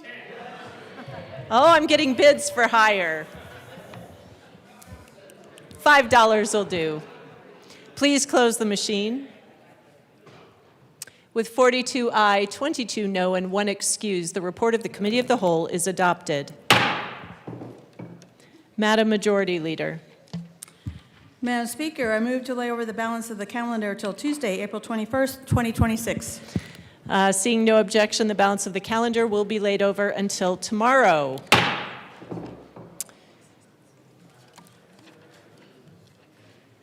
Members, we do any announcements or introductions? We have some business to do, and then we will be adjourning for the day. You do not need to remain in the chamber. Mr. Schiebel, printing report. The chief clerk reports The printing following. report will be printed in the journal. Signing of bills, resolutions, and memorials. The speaker has signed. Signing of bills, resolutions, memorials will be printed in the journal. Message from the Senate. Madam Speaker, the Message Senate from the has passed. Senate will be printed in the journal. Message from the reviser. We herewith transmit. Message from the without comment. reviser will be printed in the journal. Introduction of bills. House Bill 1417 by Representatives Soper and Bacon, also Senators Roberts and Rich, concerning the disability-related accommodation requirement of a testing entity. House Bill 1417 will be assigned to the Committee on Education. House Bill 1418 by Representatives Okai and Camacho, also Senators Amable and Roberts, concerning the provision of services to young people and in connection therewith, requiring certain social media platforms that provide online gaming services, products, and features to young people to impose a fee on each add-on transaction and remit the fee to the Youth Mental Health Services Access Enterprise, which enterprise is created in the bill, and directing the enterprise to use the fee revenue to operate and fund certain programs that provide mental health services to young people. House Bill 1418 will be assigned to the Committee on Finance. Senate Bill 2 by Senators Kipp and Exum, also Representative Wilford, concerning energy affordability and in connection therewith establishing a percentage of income payment plan program for income-qualified utility customers. Senate Bill 2 will be assigned to the Committee on Energy and Environment. Senate Bill 6 by Senators Amable and Kirkmeyer, also Representatives Brown and Taggart, concerning parity for the use of non-opioid pain management drugs. Senate Bill 6 will be assigned to the Committee on Health and Human Services. Senate Bill 15 by Senators Pelton B. and Roberts, also Representatives Duran and Caldwell, concerning offenses involving commercial sexual activity with a child. Senate Bill 15 will be assigned to the Committee on Judiciary. Senate Bill 66 by Senators Judah and Carson, also Representative Jackson, concerning the regulation of compounded weight loss medications that have not been approved by the United States Food and Drug Administration. Senate Bill 66 will be assigned to the Committee on Health and Human Services. Senate Bill 78 by Senators Amable and Kirkmeyer, also Representatives Smith and Taggart, concerning modifications to certain statutes relating to institutions of higher education and in connection therewith, changing procedures relating to information sharing, data, and capital construction projects. Senate Bill 78 will be assigned to the Committee on Education. Senate Bill 101 by Senators Pelton B. and Roberts, also Representative Richardson, concerning measures to assist local governments in complying with landfill methane emission reduction regulations adopted by the Air Quality Control Commission. Senate Bill 101 will be assigned to the Committee on Transportation, Housing, and Local Government. Senate Bill 145 by Senators Bright and Kipp, also Representatives Basenecker and Gilchrist, concerning charter school involvement in local ballot questions. Senate Bill 145 will be assigned to the Committee on Education. Senate Bill 151 by Senators Kolker and Gonzalez, also Representatives Bacon and Lukens, concerning modifications to the Public Employees Retirement Association. Senate Bill 151 will be assigned to the Committee on Finance. Senate Bill 158 by Senators Weissman and Ball, also Representatives Carter and Espinoza, concerning early parole procedures for a youthful offender who has successfully completed a specialized program. Senate Bill 158 will be assigned to the Committee on Judiciary. Senate Bill 159 by Senators Weissman and Gonzalez, also Representatives Mabry and Martinez, concerning measures for managing the capacity of the Department of Corrections. Senate Bill 159 will be assigned to the Committee on Judiciary. Madam Majority Leader. Madam Speaker, I move that the House stand in adjournment until Tuesday, April 21st at 9 a.m. The House is adjourned until tomorrow at 9 a.m.